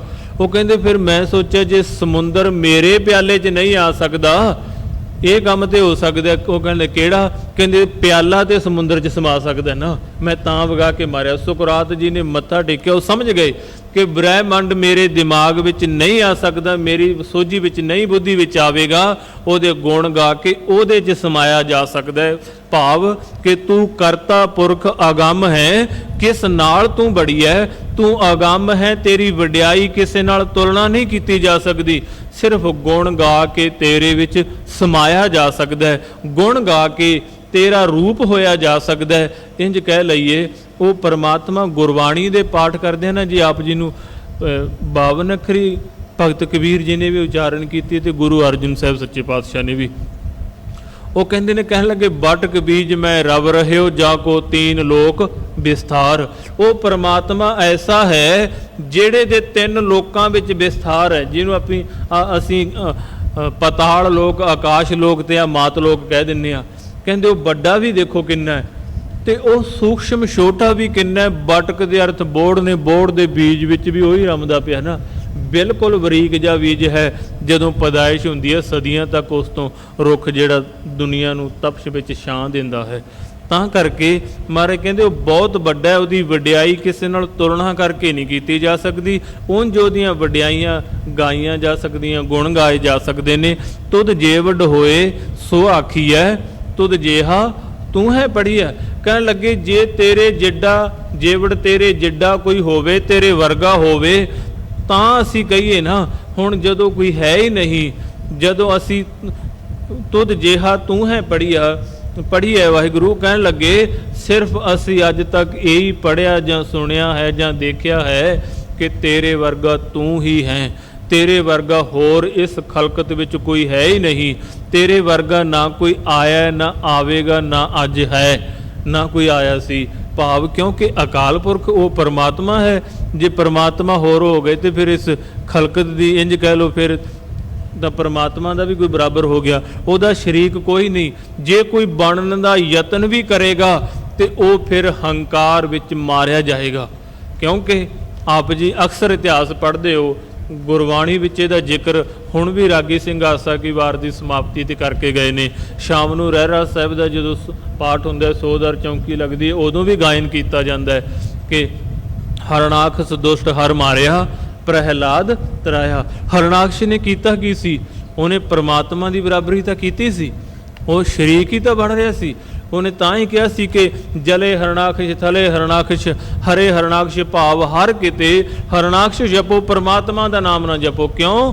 ਕਿਉਂਕਿ ਮੈਂ ਵਾਰ ਲੈ ਲਿਆ, ਮੈਂ ਹੁਣ ਕਦੀ ਵੀ ਮਰਾਂਗਾ ਨਹੀਂ, ਅਮਰ ਹੋ ਜਾਵਾਂਗਾ। ਪਰ ਉਸ ਅਕਾਲ ਪੁਰਖ ਕੋਲ ਬਹੁਤ ਵਿਧੀਆਂ ਨੇ, ਉਹ ਐਸਾ ਹੈ ਦੇ ਦਿੰਦਾ ਪਰ ਪਛਤਾਉਂਦਾ ਨਹੀਂ। ਉਹ ਕਦੀ ਵੀ ਦੇ ਕੇ ਪਛਤਾਉਂਦਾ ਨਹੀਂ, ਕਿਉਂਕਿ ਉਹ ਬਹੁਤ ਪ੍ਰਵੀਨ ਹੈ। ਜਾਣਨਹਾਰ ਪ੍ਰਭੂ ਪ੍ਰਵੀਨ, ਪ੍ਰਵੀਨ ਦੇ ਅਰਥ ਉਹ ਜੇ ਅਸੀਂ ਹੁਸ਼ਿਆਰੀ ਕਰਾਂਗੇ, ਚਤੁਰਾਈ ਨਾ ਚਤੁਰਭੁਜ ਪਾਈਏ, ਚਤੁਰਾਈ ਕਰਾਂਗੇ, ਉਹ ਸਾਡੇ ਤੋਂ ਵੀ ਬਹੁਤ ਜ਼ਿਆਦਾ ਅਗੰਮ ਅੱਗੇ ਦੀ ਸੋਝੀ ਵਾਲਾ ਹੈ। ਜਿਹਦੀ ਅਸੀਂ ਕਿਰਤ ਹਾਂ, ਉਹਨੂੰ ਤੇ ਸਾਡੇ ਬਾਰੇ ਹਰ ਇੱਕ ਚੀਜ਼ ਪਤਾ ਹੈ। ਆਪ ਜੀ ਦੁਨਿਆਵੀ ਤੌਰ ਤੇ ਦੇਖ ਲਓ, ਜਦੋਂ ਕੋਈ ਸਾਇੰਟਿਸਟ, ਕੋਈ ਵੀ ਬੰਦਾ, ਮਕੈਨਿਕ ਜਾਂ ਇੰਜ ਕਹਿ ਲਓ ਇੰਜੀਨੀਅਰ, ਕਿਸੇ ਚੀਜ਼ ਨੂੰ ਬਣਾਉਂਦਾ ਹੈ, ਉਹ ਉਸ ਚੀਜ਼ ਦੀ ਬੁਨਿਆਦ ਪਹਿਲਾਂ ਡਿਕਲੇਅਰ ਕਰਦਾ ਕਿ ਇਹ ਇੰਨਾ ਚਿਰ ਤੱਕ ਸਹੀ ਚੱਲੇਗੀ, ਉਸ ਤੋਂ ਬਾਅਦ ਇਹ 'ਚ ਖਰਾਬੀ ਆ ਸਕਦੀ ਆ। ਉਹਦੀ ਬੁਨਿਆਦ ਰੱਖਦਾ ਨਾ, ਉਹਨੂੰ ਪਤਾ ਹੈ ਮੈਂ ਜੋ ਇਹਦੇ ਵਿੱਚ ਫਿੱਟ ਕੀਤਾ ਇਹ ਇੰਨੀ ਕੁ ਦੇਰ ਚੱਲ ਸਕਦਾ। ਇਸ ਤਰ੍ਹਾਂ ਇਹਦੀ ਬਣਾਵਟ ਹੈ। ਤੇ ਇੰਜ ਕਹਿ ਲਓ, ਜੇ ਅਸੀਂ ਪਰਮਾਤਮਾ ਦੀ ਕਿਰਤ ਹੋ ਕੇ ਪਰਮਾਤਮਾ ਦੀ ਸ਼ਰੀਕੀ ਕਰਾਂਗੇ ਤੇ ਉਹਨੂੰ ਪਤਾ ਵੀ ਇਹਨੂੰ ਪੈਦਾ ਵੀ ਮੈਂ ਕੀਤਾ, ਇਹਦਾ ਅੰਤ ਕਿਸ ਤਰ੍ਹਾਂ ਹੋਣਾ ਇਹ ਵੀ ਮੈਂ ਜਾਣਦਾ, ਉਹ ਅਕਾਲ ਪੁਰਖ ਜਾਣਦਾ ਹੈ। ਇਸ ਲਈ ਤੂੰ ਘੱਟ ਘੱਟ ਇੱਕ ਵਰਤਦਾ ਗੁਰਮੁਖ ਪ੍ਰਗੜੀਐ। ਕਹਿਣ ਲੱਗੇ ਘੱਟ ਘੱਟ ਦੇ ਅਰਥ ਹਰ ਇੱਕ ਕਣ ਕਣ ਵਿੱਚ ਤੂੰ ਹੈ। ਇਹਨੂੰ ਗੁਰੂ ਤੇਗ ਬਹਾਦਰ ਸਾਹਿਬ ਸੱਚੇ ਪਾਤਸ਼ਾਹ ਜੀ ਨੇ ਕਿਹਾ, ਕਹਿਣ ਲੱਗੇ ਘੱਟ ਘੱਟ ਮੈਂ ਹਰਜੂ ਵਸੈ ਸੰਤਨ ਕਹਿਓ ਪੁਕਾਰ। ਹਰ ਕਿਤੇ ਤੂੰ ਹੈ। ਗੁਰਮੁਖਾਂ ਨੂੰ ਇਸ ਗੱਲ ਦੇ ਵਿੱਚੋਂ ਪ੍ਰਗਟ ਤੂੰ ਹੋ ਜਾਣਾ। ਕਹਿ ਲਓ ਕਿ ਗੁਰਮੁਖ ਤੈਨੂੰ ਪ੍ਰਗਟ ਦੇਖਦੇ ਨੇ। ਤੂੰ ਸੱਚਾ ਸਬਸ ਦਾ ਖਸਮ ਹੈ, ਸਬਦੂ ਤੂੰ ਚੜੀਏ। ਤੂੰ ਸੱਚਾ ਪਰਮਾਤਮਾ ਜੀ, ਸਭ ਦਾ ਖਸਮ ਤੂੰ ਹੈ। ਸਬਦੂ ਚੜੀਏ ਦੇ ਅਰਥ ਸਭ ਤੋਂ ਸ੍ਰੇਸ਼ਟ, ਸਭ ਤੋਂ ਸ਼੍ਰੋਮਣੀ, ਜਾਂ ਸਭ ਤੋਂ ਚੜ੍ਹਦੇ ਤੋਂ ਚੜ੍ਹਦਾ ਵੀ ਤੂੰ ਹੀ ਹੈ। ਅਖੀਰ ਦੇ ਤੁਕ 'ਚ ਫਿਰ ਮਹਾਰਾਜ ਕਹਿੰਦੇ ਨੇ, ਤੂੰ ਕਰੈ ਸੋ ਸੱਚੇ ਹੋਏ ਸੀ। ਪਰਮਾਤਮਾ ਜੀ, ਜੋ ਤੂੰ ਕਰਦਾ ਪਿਆ ਹੈ ਉਹੀ ਕੁਛ ਹੁੰਦਾ ਹੈ। ਤਾਂ ਕਾਇਤ ਕੜੀਏ, ਫਿਰ ਕਿਸ ਗੱਲ ਤੋਂ ਝੂਰੀਏ, ਕਿਸ ਗੱਲ ਦੀ ਈਰਖਾ ਕਰੀਏ। ਤਾਂ ਹੀ ਤੇ ਮਹਾਰਾਜ ਕਹਿੰਦੇ ਆ, ਹੁਕਮ ਰਜਾਈ ਚੱਲਣਾ ਨਾਨਕ ਲਿਖਿਆ ਨਾਲ। ਤਾਂ ਕਰਕੇ ਜਿਹੜੇ ਗੁਰਮੁਖ ਨੇ ਉਹ ਉਹਦੀ ਰਜਾ ਵਿੱਚ, ਉਹਦੇ ਹੁਕਮ ਵਿੱਚ ਚੱਲਦੇ ਨੇ। ਮਨਮੁਖ ਉਹਦੇ ਹੁਕਮ ਤੋਂ ਵਿਰੁੱਧ ਜਾ ਕੇ ਭਟਕਦਾ ਹੈ। ਸੋ ਅਖੀਰ ਤੇ ਇਹਨਾਂ ਦੋ ਤੁਕਾਂ ਦੀ ਸਾਂਝ ਪਾ ਕੇ ਮੈਂ ਸਮਾਪਤੀ ਕਰਾਂ ਜੀ। ਤੂੰ ਸੱਚਾ ਸਬਸ ਦਾ ਖਸਮ ਹੈ, ਸਬਦੂ ਤੂੰ ਚੜੀਐ। ਤੂੰ ਕਰੈ ਸੋ ਸੱਚੇ ਹੋਏ ਸੀ, ਤਾਂ ਕਾਇਤ ਕੜੀਐ। ਕੋਟਾਨ ਕੋਟ ਧੰਨਵਾਦ ਗੁਰਦੁਆਰਾ ਪ੍ਰਬੰਧਕ ਕਮੇਟੀ ਦਾ, ਜਿਨ੍ਹਾਂ ਨੇ ਗੁਰੂ ਤੇਗ ਬਹਾਦਰ ਸਾਹਿਬ ਸੱਚੇ ਪਾਤਸ਼ਾਹ ਜੀ ਦੇ ਅਸਥਾਨ 'ਤੇ ਆਪ ਸੰਗਤਾਂ ਦੀ ਸੇਵਾ ਕਰਨ ਦਾ ਇਹ ਸੁਭਾਗ ਸਮਾਂ ਬਖਸ਼ਿਆ ਹੈ। ਬੋਲਦੇ ਸਮੇਂ ਕਈ ਤਰ੍ਹਾਂ ਦੀਆਂ ਭੁੱਲਾਂ ਹੋ ਜਾਂਦੀਆਂ ਹਨ। ਆਪ ਸਾਧ ਸੰਗਤ ਬਖਸ਼ਣਯੋਗ ਹੋ। ਗੁਰੂ ਗ੍ਰੰਥ ਸਾਹਿਬ ਮਹਾਰਾਜ ਬਖਸ਼ਣਹਾਰ ਨੇ ਬਖਸ਼ ਲੈਣਾ ਜੀ ਬੇਅੰਤ ਭੁੱਲਾਂ ਦੀ ਖਿਮਾ। ਬੁਲਾਓ ਫਤਿਹ, ਪਾਓ ਫਤਿਹ। ਵਾਹਿਗੁਰੂ ਜੀ ਕਾ ਖਾਲਸਾ, ਵਾਹਿਗੁਰੂ ਜੀ ਕੀ ਫਤਿਹ। ਰਾਮ ਕਲੇ ਮਹੱਲਾ ਤੀਜਾ। ਆਨੰਦ ਕੀ ਓੰਕਾਰ ਸਤਿਗੁਰ ਪ੍ਰਸਾਦਿ। ਆਨੰਦ ਭਇਆ ਮੇਰੀ ਮਾਏ, ਸਤਿਗੁਰੂ ਮੈਂ ਪਾਇਆ। ਸਤਿਗੁਰ ਤਾ ਪਾਇਆ ਸਹਿਜ ਸੇਤੀ ਮਨ ਵਲਿਆ। ਵਧਾਈਆਂ ਰਾਗ ਰਤਨ ਪਰਿਵਾਰ ਭਰੀਆਂ, ਸ਼ਬਦ ਗਾਉਣ ਆਈਆਂ। ਸ਼ਬਦੋ ਤਾ ਗਾਓ ਹਰੀ ਕੇ ਰਾਵਨ ਜਿਨੇ ਵਸਾਇਆ। ਕਹਿ ਨਾਨਕ ਆਨੰਦ ਹੋਆ ਸਤਿਗੁਰੂ ਮੈਂ ਪਾਇਆ। ਏ ਮਨ ਮੇਰਿਆ ਤੂੰ ਸੁਧਾਰੋ ਹਰਣਾਲੇ, ਹਰਣਾਲੋ ਤੂੰ ਮਨ ਮੇਰੇ ਦੁਖ ਸਭ ਵਿਸਾਰਣ। ਅੰਗੀਕਾਰੋ ਕਰੇ ਤੇਰਾ ਕਾਰ ਸਭ ਸਵਾਰਣਾ। ਸੁਨਾ ਗੱਲਾਂ ਸੁਨ ਸੁਆਮੀ ਸੋ ਕਵਨਾ ਵਿਸਾਰੇ। ਕਹਿ ਨਾਨਕ ਮਨ ਮੇਰੇ ਸੁਧਾਰੋ ਹਰਣਾਲੇ। ਸਾਚੇ ਸਾਹਿਬਾ ਕਿਆ ਨਹੀਂ ਘਰ ਤੇਰਾ, ਕਰਤਾ ਤੇਰਾ ਸਭ ਕਿਛ ਜਿਸ ਦੇ ਸੋ ਪਾਵੇ। ਸਦਾ ਸੁਖ ਸਲਾਹ ਤੇਰੀ ਨਾਮ ਮਨ ਵਸਾਵੇ। ਨਾਮ ਜਨ ਪਿਆ ਨ ਵਸਿਆ, ਜੇ ਸੁਖ ਘਨੇਰੇ। ਕਹਿ ਨਾਨਕ ਸੱਚੇ ਸਾਹਿਬ ਕਿਆ ਨਹੀਂ ਘਰ ਤੇਰਾ। ਸਾਚਾ ਨਾਮ ਮੇਰਾ ਆਧਾਰੋ, ਸਾਚ ਨਾਮ ਆਧਾਰ ਮੇਰਾ। ਜਿਨ ਮੁਖਾਂ ਸੁਖ ਗਵਾਈਆਂ, ਕਰਸਾਨ ਸੁਖ ਮਨਾਇ ਵਸਿਆ। ਜਿਨ ਇੱਛਾ ਸਭ ਕੋ ਜਾਈਆਂ, ਸਦਾ ਕੁਰਬਾਨ ਕੀਤਾ ਗੁਰ ਵੇਟੋ ਜਿਨੇ ਵਡਿਆਈਆਂ। ਕਹਿ ਨਾਨਕ ਸੁਣੋ ਸੰਤੋ ਸਬਦ ਧਰੋ ਪਿਆਰੋ। ਸਾਚਾ ਨਾਮ ਮੇਰਾ ਆਧਾਰੋ, ਅਜੇ ਪਨ ਸਬਦ ਘਟ ਸਵਾਗੇ, ਘਟ ਸਵਾਗੇ ਸ਼ਬਦ ਵਾਜੇ ਕਲਾ ਜਿਤ ਘਰ ਧਾਰਿਆ। ਪੰਜ ਦੋ ਤੁਧ ਵਸ ਕੀਤੇ, ਕਾਲ ਕੰਟਕ ਮਾਰਿਆ। ਤੁਹਰ ਕਰਮ ਪਾਇਆ, ਤੁਧ ਜਨ ਕੋ ਸੇ ਨਾਮ ਹਰ ਕੇ ਲਾਗੇ। ਕਹਿ ਨਾਨਕ ਤੈ ਸੁਭਾ ਤਿਤ ਘਰ ਅਨਹਦ ਵਾਜੇ। ਆਨੰਦ ਸੁਨੋ ਵਡ ਭਾਗੀ, ਔਰ ਸਗਲ ਮਨੋਰਥ ਪੂਰੇ। ਪਾਰ ਬ੍ਰਹਮ ਪ੍ਰਪਾਇਆ, ਉਤਰੇ ਸਗਲ ਵਿਸ਼ੂਰੇ। ਦੁਖ ਰੋਗ ਸੰਤਾਪ ਉਤਰੇ, ਸੁਣੀ ਸੱਚੀ ਬਾਣੀ। ਸੰਤ ਸਾਜਨ ਭਏ ਸੜਸੇ ਪੂਰੇ, ਗੁਰ ਤੇ ਜਾਣੀ। सुनते पुनीत कहते पवे सतगुर भरपूरे गुणवंत नानक गुरु चरण लागे वाजे अनहद तूरे सलो पौण गुरु पाणी पिता माता धरत महादेव सुरा द्वैदा हिदाय अखिल सकल जगत चिंगियाँ बुरियाइयाँ वाचा धर्म दूर करमी आपो अपनी के नेड़े के दूर जिन्नी नाम तिहाया गए मुशक्कत घाल नानक ते मखुजले कहते छोटी नो वाहिगुरु जी का खालसा वाहिगुरु जी की फतेह। तू ठाकुर तुम पैरदास जियो पिंड सब तेरी रास। तुम मात पिता हम बारिक तेरे तुमरी कृपा मैं सुख कनेरे। कोई न जाने तुमरा अंत ऊँचे ते ऊँचा भगवंत। सगल समगरी तुमरा सूतर तारी तुम ते होए सो आज्ञाकारी। तुमरी गात मित तुम ही जानी नानक दास सदा कुर्बानी। बोलो जी वाहिगुरु एक ओंकार वाहिगुरु जी की फतेह। श्री भगवती जी सहाय वार श्री भगवती जी की पातशाही दसवीं। प्रथम भगवती सिमर का गुरु नानक लई ते आए। फिर अंगत गुर ते अमरदास रामदास होई सहाय। अर्जन हर गोबिंद नो सिमरो श्री हर राय। श्री हर कृष्ण ते आइया जिस डिठे सब दुख जाए। तेग बहादुर सिमरै घर नौन दे आवे ताए।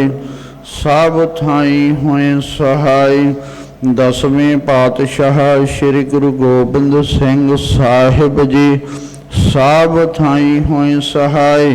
दसां पातशाहियां दी जोत श्री गुरु ग्रंथ साहिब जी दे पाठ दीदार दा ध्यान धर के बोलो जी वाहिगुरु। पंजां प्यारियां चौहां साहिबजादियां 40 मुक्तियां हठियां जपियां तपियां जिन्ना नाम जपिया वन छकिया देख चलाई तेग वाही देख के अंडिठ कीता। तिन्हा प्यारियां सचियारियां दी कमाई दा ध्यान धर के खालसा जी बोलो जी वाहिगुरु। जिन्ना सिंघां ਸਿੰਘਣੀਆਂ ने धर्म हेत शीश दिते बंद बंद कटाए। खोपरियां लोहाइयां चरखियां ते चढ़े आरियां नाल चराए गए। गुरुद्वारियां दी सेवा लई कुर्बानियां कीतियां धर्म नहीं हारिया। सिੱਖੀ केसां सवासां नाल निभाई। तिन्हां दी कमाई दा ध्यान धर के खालसा जी बोलो जी वाहिगुरु। पंजां तख्तां सरबत गुरुद्वारियां दा ध्यान धर के बोलो जी वाहिगुरु। प्रथमे सरबत खालसा जी की अरदास है जी। सरबत खालसा जी को वाहिगुरु वाहिगुरु वाहिगुरु। चितावे चितावन का सदका सर्व सुख होवा। जहाँ जहाँ खालसा जी साहिब तहाँ तहाँ रशिया रियायत। देख तेग फादा बिरद की पाज पंथ की जीत। श्री साहिब जी सहाय खालसा जी के बोल वाले बोलो जी वाहिगुरु। सिखा नूं सिखी दान केस दान रहत दान बबेक दान वसा दान भरोसा दान दाना सिर दान नाम दान।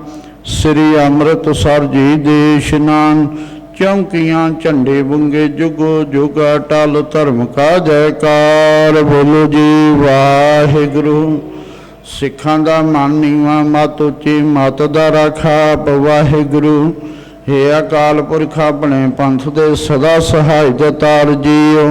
श्री ननकाना साहिब ते होर गुरुद्वारियां गुरधामां दे ਜਿਨ੍ਹਾਂ ਤੋਂ ਪੰਥ ਨੂੰ ਵਿਛੋੜਿਆ ਗਿਆ ਹੈ। ਖੁੱਲੇ ਦਰਸ਼ਨ ਦਦਾਰ ਸੇਵਾ ਸੰਭਾਲਤਾ ਦਾਨ ਖਾਲਸਾ ਜੀ ਨੂੰ ਬਖਸ਼ੋ।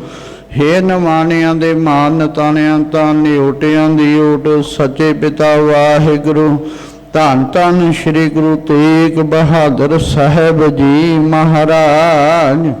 ਆਪ ਜੀਆਂ ਦੇ ਪਾਵਨ ਪਵਿੱਤਰ ਇਤਿਹਾਸਕ ਸਥਾਨ ਗੁਰਦੁਆਰਾ ਸ੍ਰੀ ਰਕਾਬਗੰਜ ਸਾਹਿਬ ਵਿਖੇ ਧੰਨ ਧੰਨ ਸਤਿਗੁਰੂ ਸ੍ਰੀ ਗੁਰੂ ਗ੍ਰੰਥ ਸਾਹਿਬ ਜੀਓ ਆਪ ਜੀ ਦੀ ਪਾਵਨ ਹਜ਼ੂਰੀ ਅੰਮ੍ਰਿਤ ਵੇਲੇ ਦੇ ਦੀਵਾਨ ਸਜਾਏ ਗਏ। ਸਜੇ ਹੋਏ ਦੀਵਾਨਾਂ ਵਿੱਚ ਸ੍ਰੀ ਆਸਾ ਜੀ ਦੀ ਬਾਤ ਦੇ ਸ਼ਬਦ ਕੀਰਤਨ ਉਪਰੰਤ ਲੜੀਵਾਰ ਗੁਰ ਸ਼ਬਦੀ ਵਿਚਾਰ ਨਾਮ ਸਾਹਿਬ 6 ਪੌੜੀਆਂ ਦੇ ਜਾਪ ਹੋਏ। ਸਤਿਗੁਰੂ ਦੀ ਉਹ ਬਾਣੀ ਗਾਇਨ ਕਰਦਿਆਂ ਗੁਰ ਸ਼ਬਦੀ ਵਿਚਾਰ ਕਰਦਿਆਂ ਬਾਣੀ ਦੇ ਜਾਪ ਕਰਦਿਆਂ ਬੇਅੰਤ ਭੁੱਲਾਂ ਹੋਈਆਂ ਬਖਸ਼ ਲੈਣੀਆਂ। ਗਾਂ ਤੋਂ ਸਮਤ ਬਖਸ਼ਿਸ਼ ਕਰਨੀ। ਪੜੀ ਹੋਈ ਬਾਣੀ ਦਾ ਭਾਵ ਕੀਤੀ ਹੋਈ ਸ਼ਬਦੀ ਵਿਚਾਰ ਦਾ ਭਾਵ ਸਮੂਹ ਸਾਧ ਸੰਗਤ ਦੇ ਹਿਰਦਿਆਂ ਤੇ ਵਸਾਉਣਾ। ਸਮੂਹ ਸਾਧ ਸੰਗਤ ਦੀਆਂ ਹਾਜ਼ਰੀਆਂ ਦਰ ਤੇ ਪ੍ਰਵਾਨ ਕਰਨੀਆਂ। ਦਰੋਂ ਕਰੋ ਨਾਮਦਾਨ ਗੁਰਸਿੱਖੀ ਸਿੱਧਕ ਭਰੋਸਾ।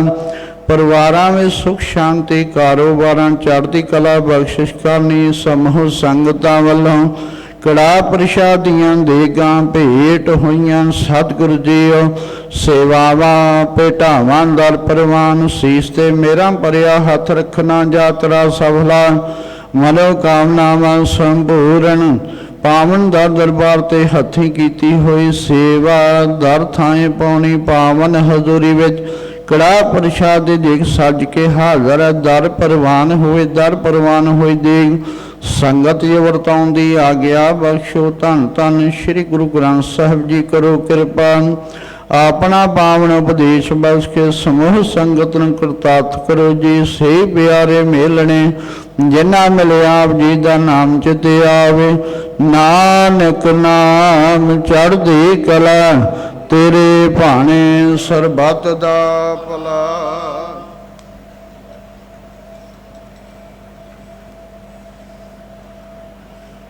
ਵਾਹਿਗੁਰੂ ਜੀ ਕਾ ਖਾਲਸਾ ਵਾਹਿਗੁਰੂ ਜੀ ਕੀ ਫਤਿਹ। ਦੋਹਰਾ ਆ ਗਿਆ ਭਾਈ ਅਕਾਲ ਕੀ ਤਬ ਚਲਾਇਓ ਪੰਥ। ਸਭ ਸਿੱਖਣ ਕੋ ਹੁਕਮ ਹੈ ਗੁਰੂ ਮਾਨਿਓ ਗ੍ਰੰਥ। ਗੁਰੂ ਗ੍ਰੰਥ ਜੀ ਮਾਨਿਓ ਪ੍ਰਗਟ ਗੁਰਾਂ ਕੀ ਦੇਹ। ਜੋ ਪ੍ਰਭ ਕੋ ਮਿਲ ਬੋਚ ਹੈ ਖੋਜ ਸ਼ਬਦ ਮੈਂ ਲਹਿ। ਰਾਜ ਕਰੇਗਾ ਖਾਲਸਾ ਆਕੀ ਰਹਿ ਨਾ ਕੋਇ। ਖੁਆਰ ਹੋਏ ਸਭ ਮਿਲੈਂਗੇ ਬਚੇ ਸ਼ਰਨ ਜੋ ਹੋਏ। ਠੀਕਰ ਫੋਰ ਦਲੀਸ ਸਿਰ ਪ੍ਰਾਪੁਰ ਕੀਆ ਪਿਆਨ। ਤੇਗ ਬਹਾਦਰ ਸੀ ਕਿਰਿਆ ਕਰੀ ਨ ਕਿਨਹੁਆਨ। ਤੇਗ ਬਹਾਦਰ ਕੇ ਚਲਤ ਭਇਓ ਜਗਤ ਕੋ ਸ਼ੋਕ। ਹੈ ਸਭ ਜਗ ਪਇਓ ਜੈ ਜੈ ਜੈ ਸੁਰਲੋਕ। ਬੋਲੇ ਸੋ ਨਿਹਾਲ ਸਤਿ ਸ਼੍ਰੀ ਅਕਾਲ। ਵਾਹਿਗੁਰੂ ਜੀ ਕਾ ਖਾਲਸਾ ਵਾਹਿਗੁਰੂ ਜੀ ਕੀ ਫਤਿਹ।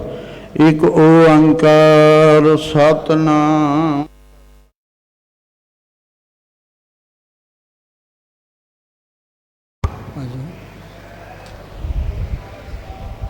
ਇੱਕ ਓੰਕਾਰ ਸਤਿਨਾਮ ਕਰਤਾ ਪੁਰਖ ਨਿਰਭਉ ਅਕਾਲ ਮੂਰਤ। ਇੱਕ ਓੰਕਾਰ ਸਤਿਨਾਮ ਕਰਤਾ ਪੁਰਖ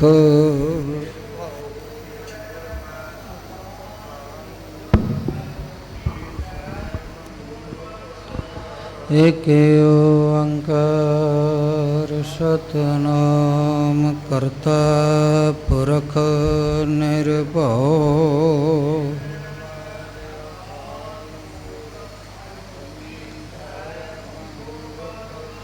एक ओंकार सतनाम करता पुरख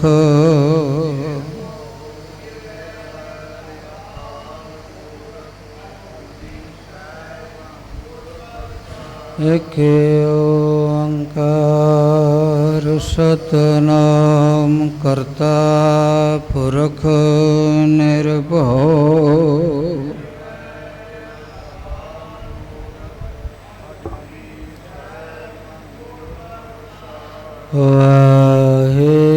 वाहेगुरु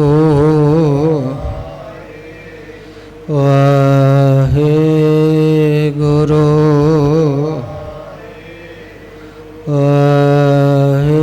वाहेगुरु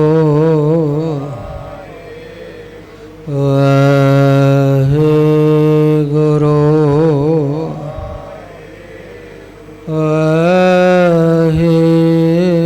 वाहेगुरु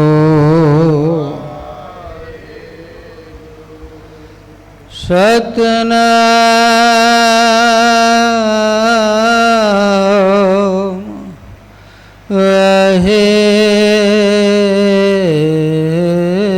वाहेगुरु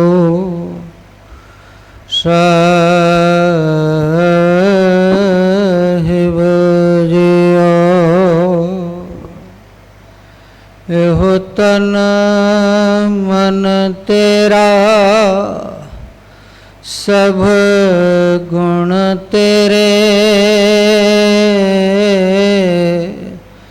खनिय वंजा दर्शन तेरे दर्शन तेरे सुन प्रभु मेरे निमख दृष्ट पेख जीवा अमृत नाम सुनी जय तेरा कृपा करे ता पीवा आस प्यासी फिर कहताई ज्यों चात्रिक बूंदेरा कहो नानक जियड़ा बलहारी देहो दरस प्रभु मेरा वाहे गुरु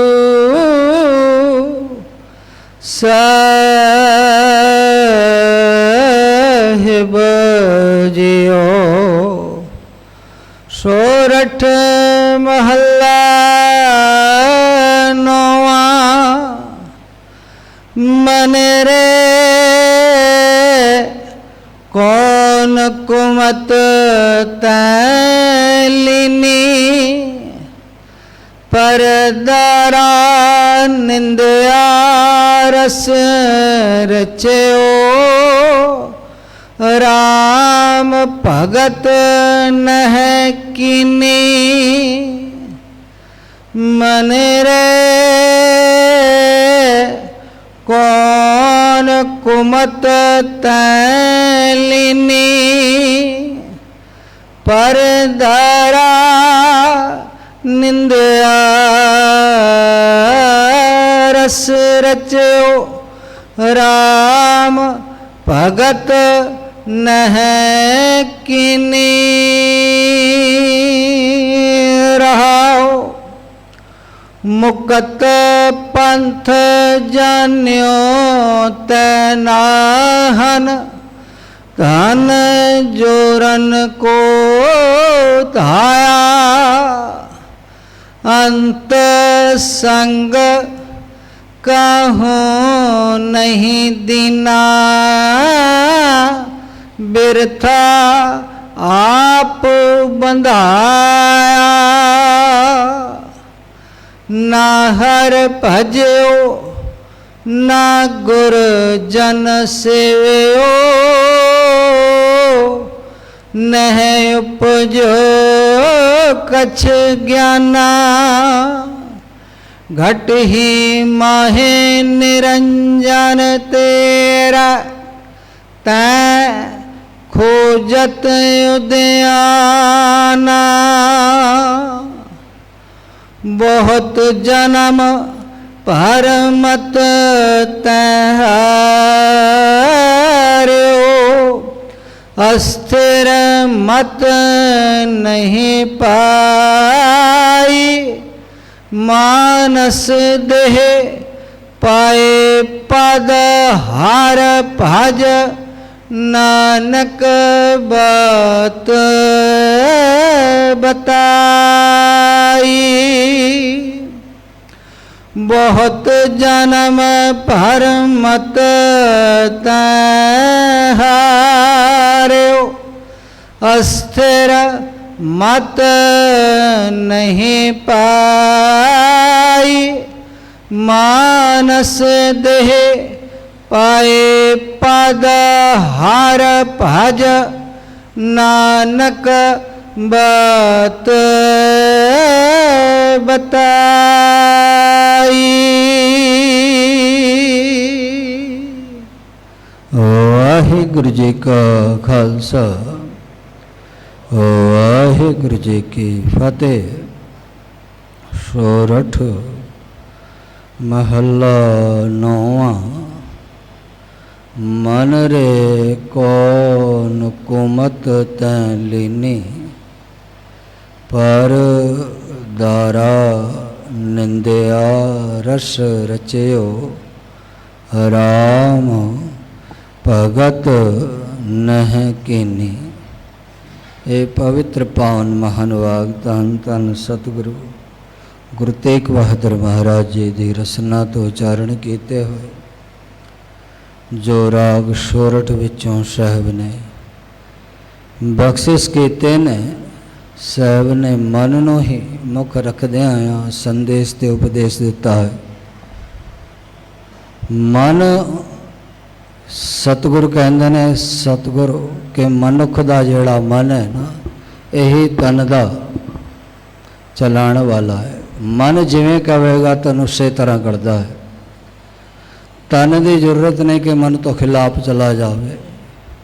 जो मन कहता वही तन करता है। तन मन के अधीन है। जे मन ने आख्या है कि शुभ कर्म की प्रेरणा देती है तो तन ने करने ने, सेवा करनी है, सिमरन करना है। जे मन इस तो उलट चला गया तो तन उही कम करेगा। इस करके साहब ने मन नूं आख्या भी है, मना तू केड़ी मत लई है, कुमत भैड़ी मत। एक मत है, एक कुमत है, एक सुमत है। श्रेष्ठ है सुमत, तो जदों ये भैड़ी हो जाए थले डिग जाए मन कुछ नूं कह देने भैड़ी मत। साहब कहते ने मन तू केड़ी भैड़ी मत लई है, करदा की है तू। मन रे है मना, कौन केड़ी तू एहो जी भैड़ी मत लई है कि पर दारा, परदा भाव पराई, दारा स्त्री, ये मन का सुभाव है कि इन्हां नेत्रां नूं ये मैले कर लैंदा है। पराया धन, पराया तन तक्कण की इन्हां दी जे आदत हो जाए, क्योंकि जे मन दे विच विकार ने तो मन ये करेगा निरंकार वाल नहीं जाएगा, विकार वाल जाएगा। इस करके साहब ने मन नूं ही समझाया, जे मन थोड़ा ठीक है तो तन आपे ही सुजज्जा ते सोना बन जाएगा। इस करके साहब कहते ने खोटी मत कित्थों प्राप्त कीती है। पराई दारा पराइयां निंदा दे विच तू रचिया होया। निंदा दा इन्ना वड्डा रस है, रस जिस दे विच हमेशा चिमड़िया रहिंदा है मनुख। कोई भैड़ी गल इस नूं मिल जाए ना, जदों तक 36 बंदा नूं नहीं दसदा इनूं चैन नहीं आंदा। ਚੰਗੀ ਗੱਲ ਇਹਨੇ ਇੱਕ ਦੂਜੇ ਨੂੰ ਵੀ ਨਹੀਂ ਦੱਸਣੀ, ਪਰ ਭੈੜੀਆਂ ਦਾ ਪੂਰਾ ਪ੍ਰਚਾਰ ਕਰੇਗਾ ਜਦੋਂ ਤੱਕ ਇਹ 36 ਬੰਦਾਂ ਨੂੰ ਨਹੀਂ ਦੱਸੇਗਾ, ਇਹਨੂੰ ਨੀਂਦਰ ਹੀ ਨਹੀਂ ਆਣੀ, ਕਿਉਂਕਿ ਨਿੰਦਾ ਦਾ ਰਸ ਹੈ। ਜਿਸ ਦਿਨ ਇਸ ਨੂੰ ਇਸ ਤੋਂ ਵੱਡਾ ਰਸ ਮਿਲ ਜਾਵੇ ਤਾਂ ਇਹ ਛੱਡ ਸਕਦਾ ਨਹੀਂ, ਨਿੰਦਾ ਮਨੁੱਖ ਛੱਡਦਾ ਨਹੀਂ। ਇਹ ਰਸ ਇੰਨਾ ਹੈ, ਤਾਂ ਹੀ ਮਹਾਰਾਜ ਨੇ ਕਿਹਾ ਨਿੰਦਾ ਦੇ ਰਸ ਦੇ ਵਿੱਚ ਇੰਨਾ ਤੂੰ ਚਿਮੜਿਆ ਹੈ, ਇੰਨਾ ਲਿਬੜਿਆ ਹੋਇਆ ਹੈ। ਪਰ ਧਾਰਾ ਨਿੰਦਾ ਰਸ ਰਚਿਓ ਰਾਮ ਭਗਤ ਨੇ ਕੀਨੀ। ਉਸ ਪ੍ਰਭੂ ਪਰਮਾਤਮਾ ਰਮੇ ਹੋਏ ਵਾਹਿਗੁਰੂ ਦੀ ਕਦੇ ਤੂੰ ਭਗਤੀ ਨਹੀਂ ਕੀਤੀ, ਉਸ ਦਾ ਸਿਮਰਨ ਤੂੰ ਕਦੇ ਕੀਤਾ ਹੀ ਨਹੀਂ। ਕਾਰਨ ਕੀ ਸੀ? ਕਿਉਂਕਿ ਨਿੰਦਿਆ ਦੇ ਵਿੱਚ ਫਸਾ ਰਿਹਾ। ਇਸ ਕਰਕੇ ਸਾਹਿਬ ਨੇ ਮਨ ਨੂੰ ਹੀ ਸਮਝਾਇਆ, ਔਰ ਮਨ ਦੀਆਂ ਹੀ ਅੱਗੇ ਮਹਾਰਾਜ ਨੇ ਉਦਾਹਰਣਾਂ ਦਿੱਤੀਆਂ, ਤੇ ਜਿਨ੍ਹਾਂ ਦਾ ਮਨ ਗੁਰੂ ਦੇ ਸ਼ਬਦ ਦੇ ਵਿੱਚ ਜੁੜ ਜਾਵੇ ਉਹ ਆਪਣੇ ਜੀਵਨ ਨੂੰ ਸਫਲ ਕਰਦੇ ਨੇ। ਇਸ ਕਰਕੇ ਸਾਹਿਬ ਨੇ ਸਾਡੇ ਮਨ ਨੂੰ ਹੀ ਉਪਦੇਸ਼ ਦਿੱਤਾ ਹੈ, ਗੁਰੂ ਰਹਿਮਤ ਕਰੇ ਕਿ ਮਨ ਨੂੰ ਸੁਮਤ ਆ ਜਾਵੇ, ਕੁਮਤ ਇਹ ਤਿਆਗ ਦੇਵੇ, ਤੇ ਸੁਮਤ ਆਵੇਗੀ ਗੁਰੂ ਦੇ ਸਿੱਖਿਆ ਤੋਂ, ਗੁਰੂ ਦੇ ਸ਼ਬਦ ਤੋਂ, ਗੁਰੂ ਦੇ ਉਪਦੇਸ਼ ਤੋਂ। ਗੁਰੂ ਰਹਿਮਤ ਕਰਨ, ਸਰਬਤ ਦੀ ਹਾਜ਼ਰੀ ਦਰ ਪ੍ਰਵਾਨ ਕਰਨ, ਆਪਣੇ ਚਰਣਾ ਕਮਲਾਂ ਦੀ ਪ੍ਰੀਤੀ ਪਿਆਰ ਬਖਸ਼ਿਸ਼ ਕਰਨ। ਸਮੂਹ ਸੰਗਤਾਂ ਨੂੰ ਬੇਨਤੀ ਹੈ, ਬਾਬਾ ਬਚਨ ਸਿੰਘ ਜੀ ਕਾਰ ਸੇਵਾ ਵਾਲੇ ਜੋ ਸਮੂਹ ਗੁਰਤਾਵਾਂ ਦੀ ਕਾਰ ਸੇਵਾ ਕਰਾ ਰਹੇ ਨੇ, ਧੰਨਵਾਨ ਧਨ ਨਾਲ ਸੇਵਾਵਾਂ ਦੇ ਵਿੱਚ ਹਿੱਸਾ ਪਾਓ। ਆਓ ਅਗਲੇ ਰੇਸ ਸਮੇਂ ਲਈ ਸਤਿਗੁਰਾਂ ਦੀ ਅੰਮ੍ਰਿਤਮਈ ਬਾਣੀ ਦੇ ਸ਼ਬਦ ਕੀਰਤਨ ਹਜ਼ੂਰੀ ਰਾਗੀ ਜੱਥਾ ਸਤਿਕਾਰਯੋਗ ਭਾਈ ਸਾਹਿਬ ਭਾਈ ਦਰਸ਼ਨ ਸਿੰਘ ਜੀ ਨਿਰਮਲ ਅਤੇ ਉਹਨਾਂ ਦੇ ਸਾਥੀਆਂ ਤੋਂ ਸਰਵਣ ਕਰੋ ਜੀ। ਵਾਹਿਗੁਰੂ ਜੀ ਕਾ ਖਾਲਸਾ, ਵਾਹਿਗੁਰੂ ਜੀ ਕੀ ਫਤਿਹ।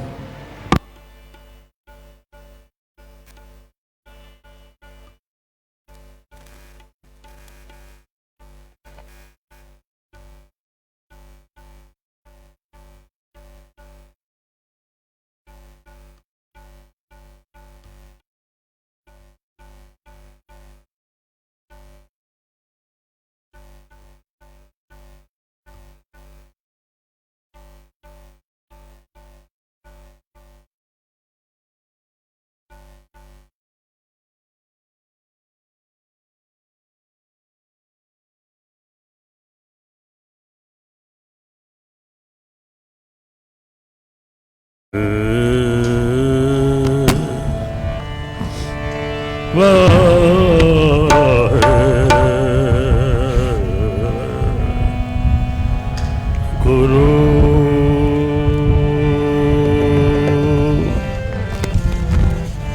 ਨਿਮਾਣਿਓ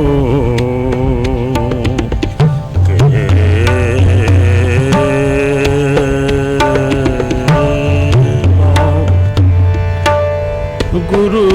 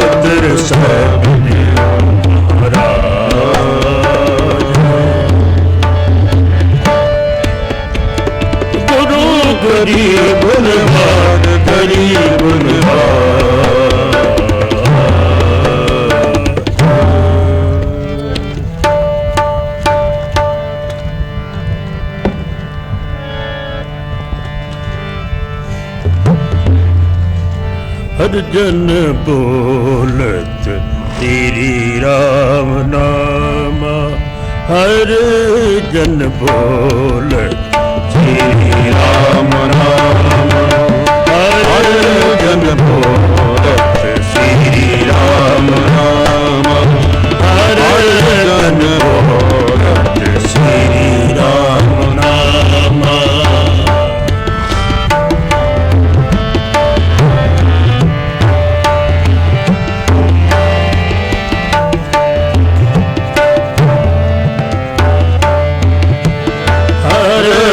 जन बोलत श्री राम नामा, हर जन बोलत श्री राम नामा। मिल साध संगत हर मोर, मिल साध संगत हर तोर, हर जन बोलत श्री राम, हर जन बोलत श्री राम नाम, हर जन बोलत श्री राम नाम।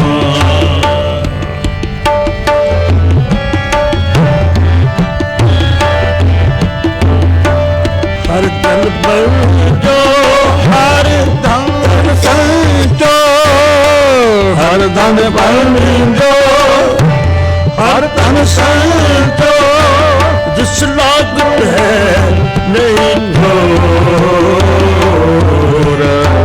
जिस लागत है नहीं ढोर, हर जन बोल श्री राम नाम, हर जन बोल श्री राम नाम, हर जन बोल श्री राम नाम।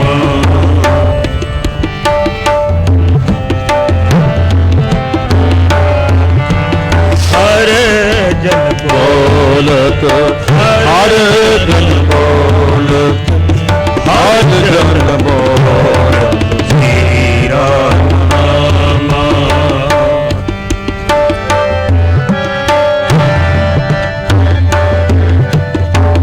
चातक मोर बोलत दिन राती, चातक मोर बोलत दिन राती,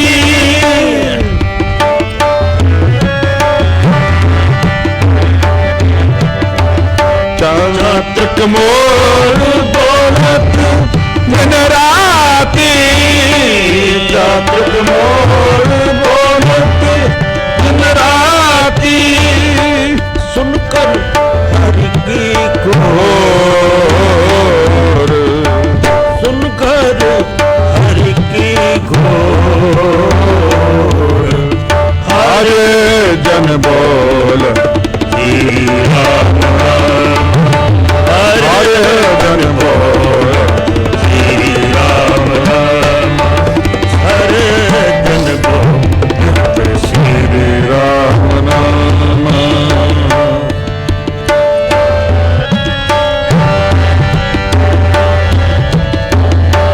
जो बोलत है मृग मीन पंखेरु, जो बोलत है मृग मीन पंखेरु,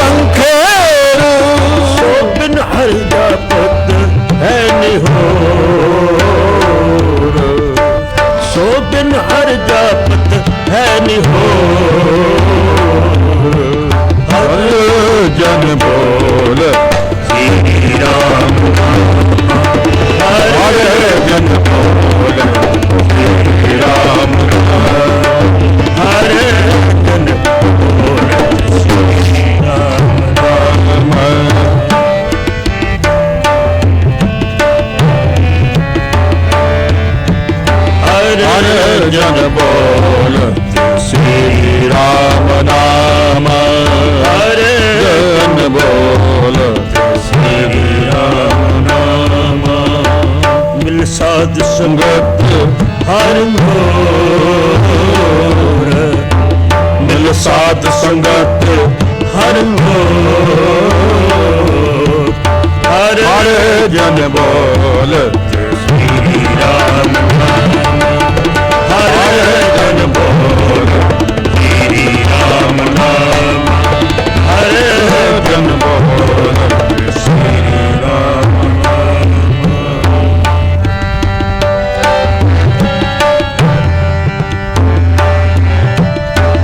नानक जन हर कीरत गाई, नानक जन हर कीरत गाई, छूट गया सब जम का शोर, छूट गया सब जम का जोर, हर जन बोल श्री राम नाम, हर जन बोल श्री राम नाम, हर जन बोल श्री राम नाम।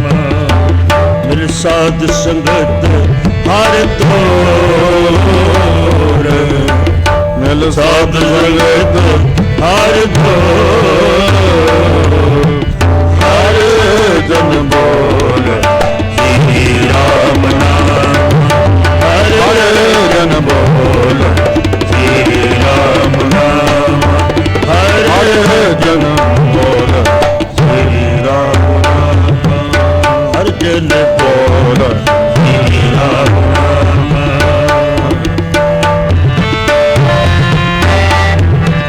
मिल साध संगत हर घोर, मिल साध संगत हर घोर, हर जन बोल श्री राम नाम, हर जन बोल श्री राम नाम।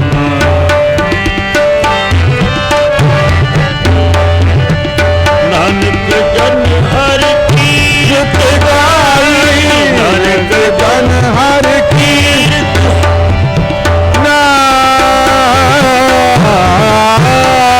नानक जन हर कीरत गाई,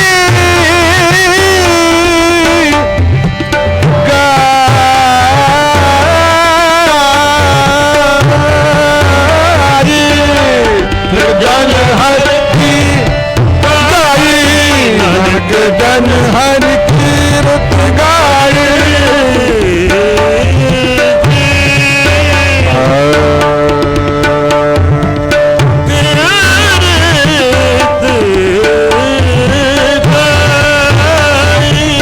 नानक जन हर कीरत गाई, नानक जन हर कीरत गाई, छूट गया सब धम का शोर, छूट गया सब धम का शोर, हर जन बोलत श्री राम नाम, हर जन बोलत श्री राम नाम।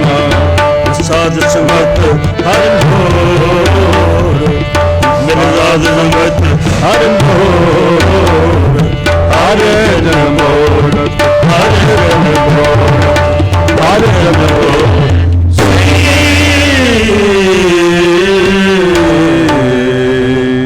राम नाम।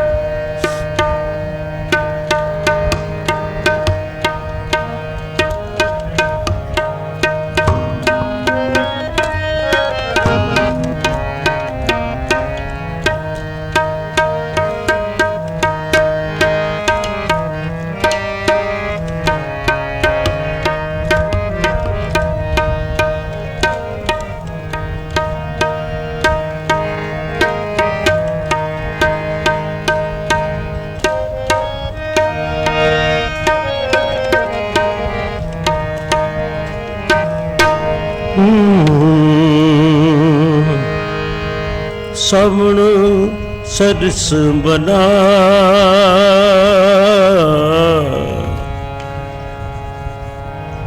ਕਣ ਵਰਸੇ ਰੁੱਤ ਆਏ ਸਾਵਣ ਸਰਸ ਮਨਾ ਕਣ ਵਰਸੇ ਰੁੱਤ ਆਏ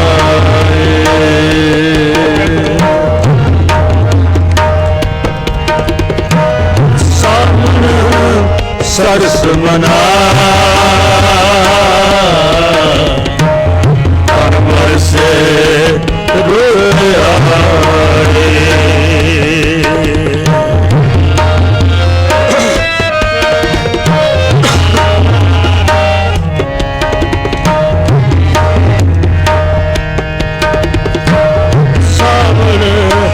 ਸਰਸ ਮਨਾ ਕਣ ਵਰਸੇ ਰੁੱਤ ਆਏ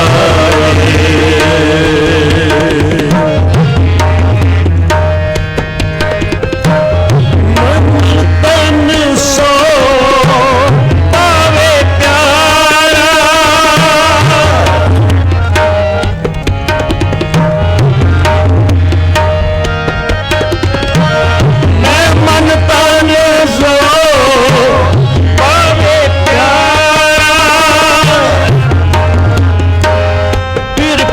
ਦੇਸ ਸਦਾਏ ਫਿਰ ਪਰਦੇਸ ਸਦਾ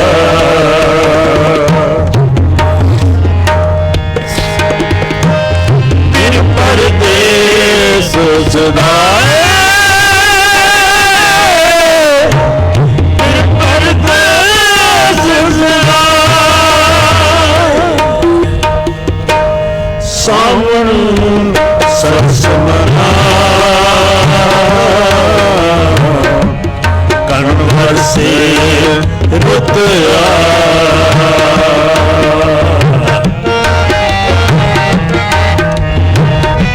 ਸਾਵਣ ਸਰਸ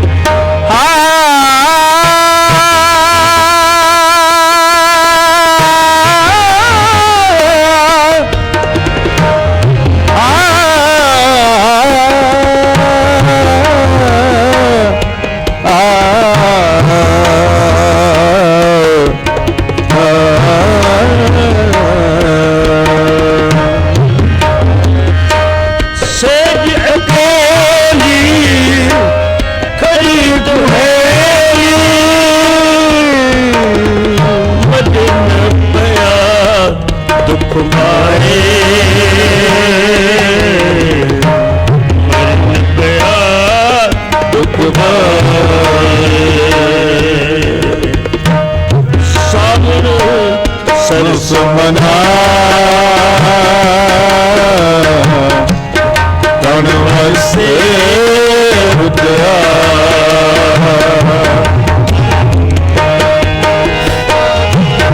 सावन सरस मना तन वसे रुद्रा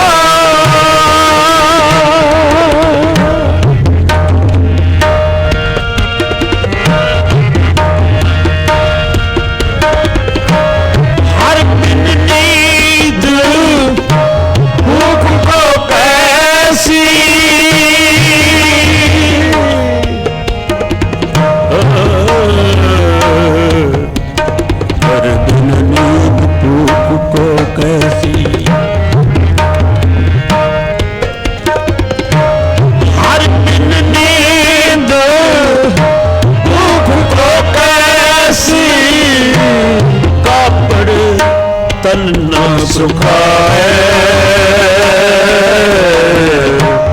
कापड़ तन न सुखाए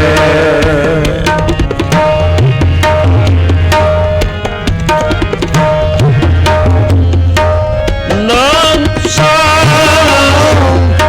सुहागण कंती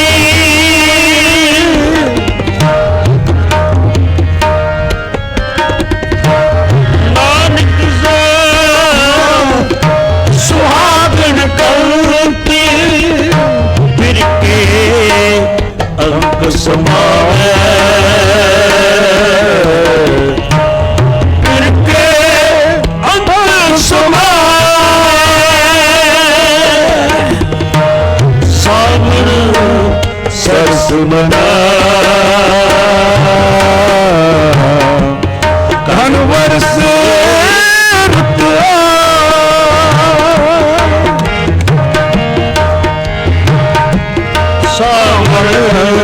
सरसमना कणवर से रुद्रा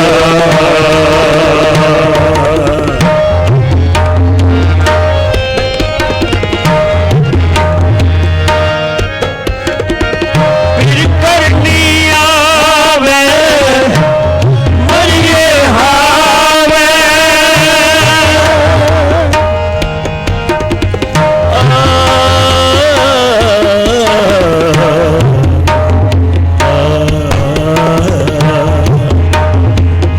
करने आवे फिर करनी आवे मरिए हावे दामन चमक डराए दामन चमक डराए सावन सरस मना कनवर से रुद्रा सावन सरस मना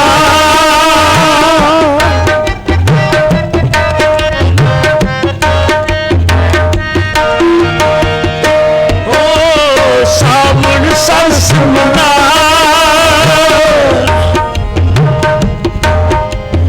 मोरी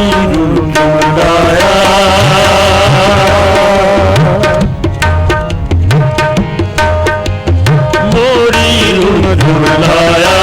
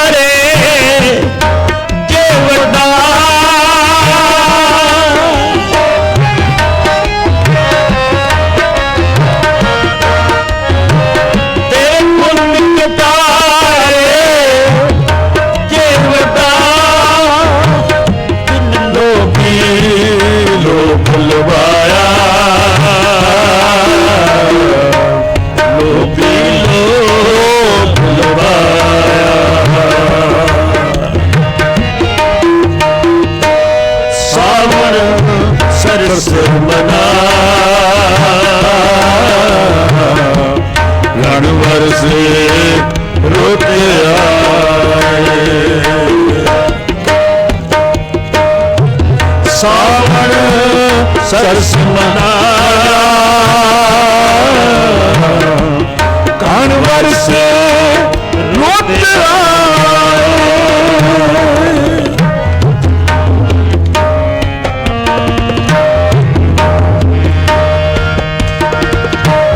ਨਾਨਕ ਸਾ ਸੁਹਾਗਣ ਕੰਤੀ ਨਾਨਕ ਸਾ ਸੁਹਾਗਣ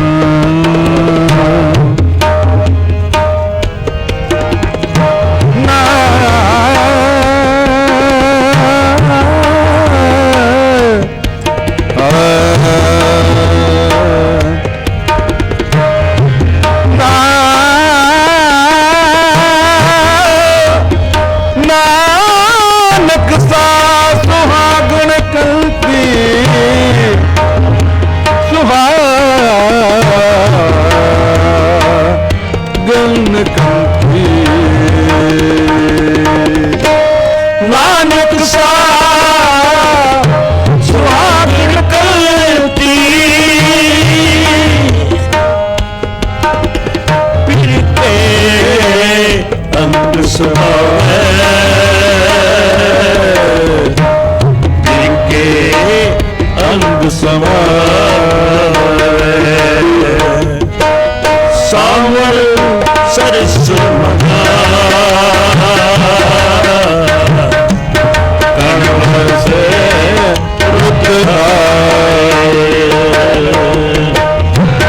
ਸਾਵਣ ਸਰਸ ਮਨਾਏ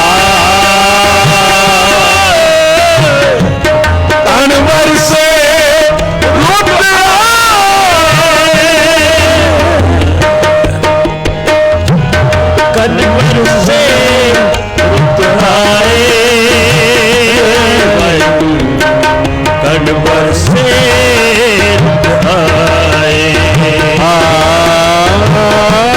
ਕਣ ਵਰਸੇ ਰੁੱਤ ਆਏ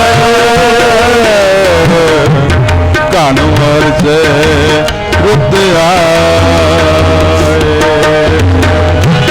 ਕਣ ਵਰਸੇ ਰੁੱਤ ਆਏ ਕਣ ਵਰਸੇ ਰੁੱਤ ਸਾਵਣ ਸੇ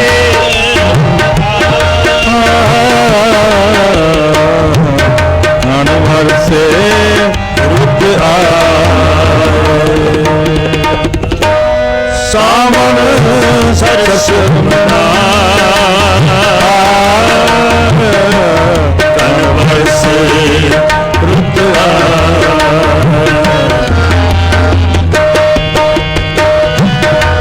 ਸਾਵਣ ਸਰਸ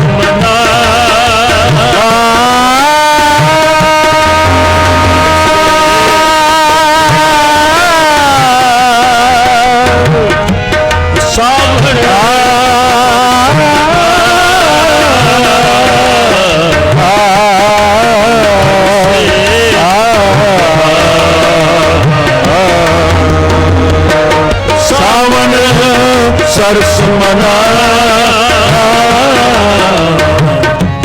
ਕਣ ਵਰਸੇ ਰੁੱਤ ਆਏ ਕਣ ਵਰਸੇ ਰੁੱਤ ਆਏ ਕਣ ਵਰਸੇ ਰੁੱਤ ਆਏ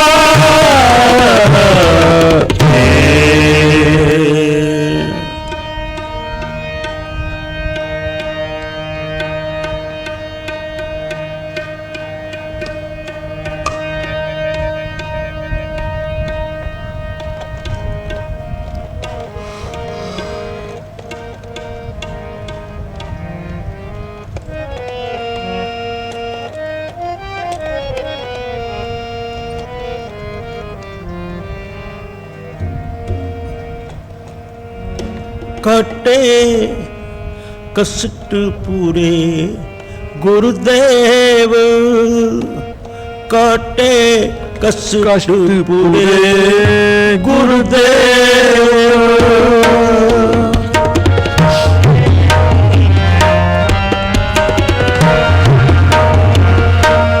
ਕਟੇ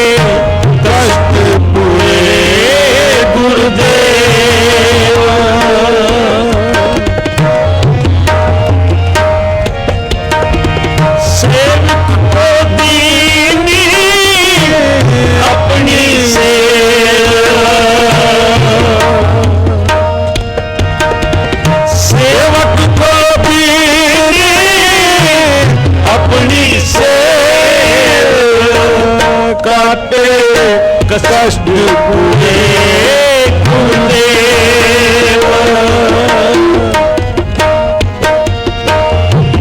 काटे कष्ट पूरे गुरुदेव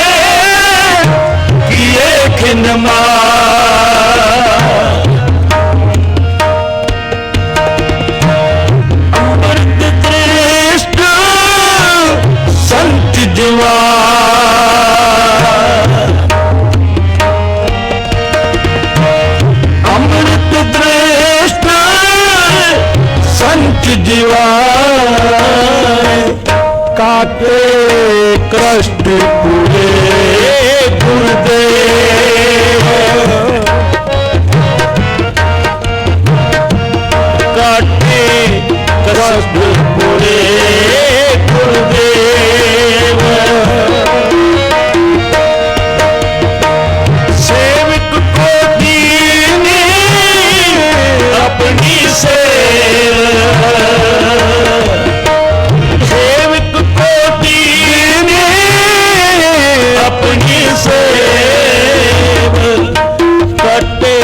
कष्ट पूरे गुरुदेव काटे कष्ट पूरे गुरुदेव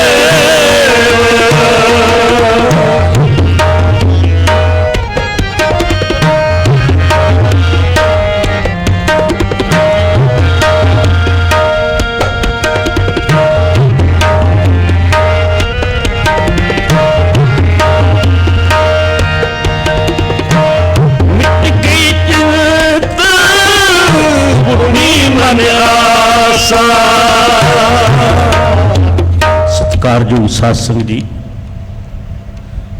शब्द गुरु हरसाहिब महाराज जी का गुरपुरब आप जी ने सारा कीर्तन हर गलबात सरवण की सतगुरु जी की कृपा द्वारा गुरपुरब के शब्द पढ़ने वाले होर होंदे हैं पर सानू अज ये नहीं पता कि गुरपुरब के शब्द किहड़ा पढ़ना है। मैं अपनी गल करदा तो गुरु कृपा करे गुरु रहमत बख्श करे बाणी समय समय की बाणी जिवें सावन का शब्द आप पहले पढ़े कि सावन सरस मना कण वरसे रुत आए कण मी इस जो संसार दे विच पैंदा है ते सारा जनता भी खुश होती तो धरती भी खुश होती है। निहालो निहाल धरती तो हरियावल आ जाती तो तुहाडे सामने की गल है पर मनुख ऐसा नाम जप के सिमरन करके उसकी हरियावल नहीं आती क्योंकि मनुख को कई तरह दी चिंता लगियां गम लगे ऐ होएगा ऐ नहीं होएगा पर सब कहते होना वो जो काल पुरख को मंजूर है की मंजूर है सब कहते जी जंत तेरे तारे प्रभ डोरी हाथ तुम्हारे जो मालक के दर से आप डोरी वो हाथ में फड़ा ली उच्चे पातशाह ये डोर तेरे हाथ में है ਤੇ ਜਿੱਧਰ ਮਰਜੀ ਲੈ ਚੱਲ। ਨੱਕ ਨੱਥ ਖਸਮ ਹੱਥ ਕਿਰਤ ਤੱਕੇ ਦੇ ਸਬਕਤ ਜਹਾਂ ਦਾਣੇ ਤਾਂ ਖਾਣੇ ਨਾਨਕਾ ਸੱਚ। ਇਹ ਕੋਈ ਮਨੁੱਖ ਨੂੰ ਪਤਾ ਨਹੀਂ ਹੁੰਦਾ ਕਿ ਅੱਜ ਮੈਂ ਰੋਟੀ ਕਿੱਥੇ ਖਾਣੀ, ਕਿੱਥੇ ਨਹੀਂ ਖਾਣੀ, ਕਿੱਥੇ ਜਾਣਾ, ਕਿੱਥੇ ਨਹੀਂ ਜਾਣਾਗਾ।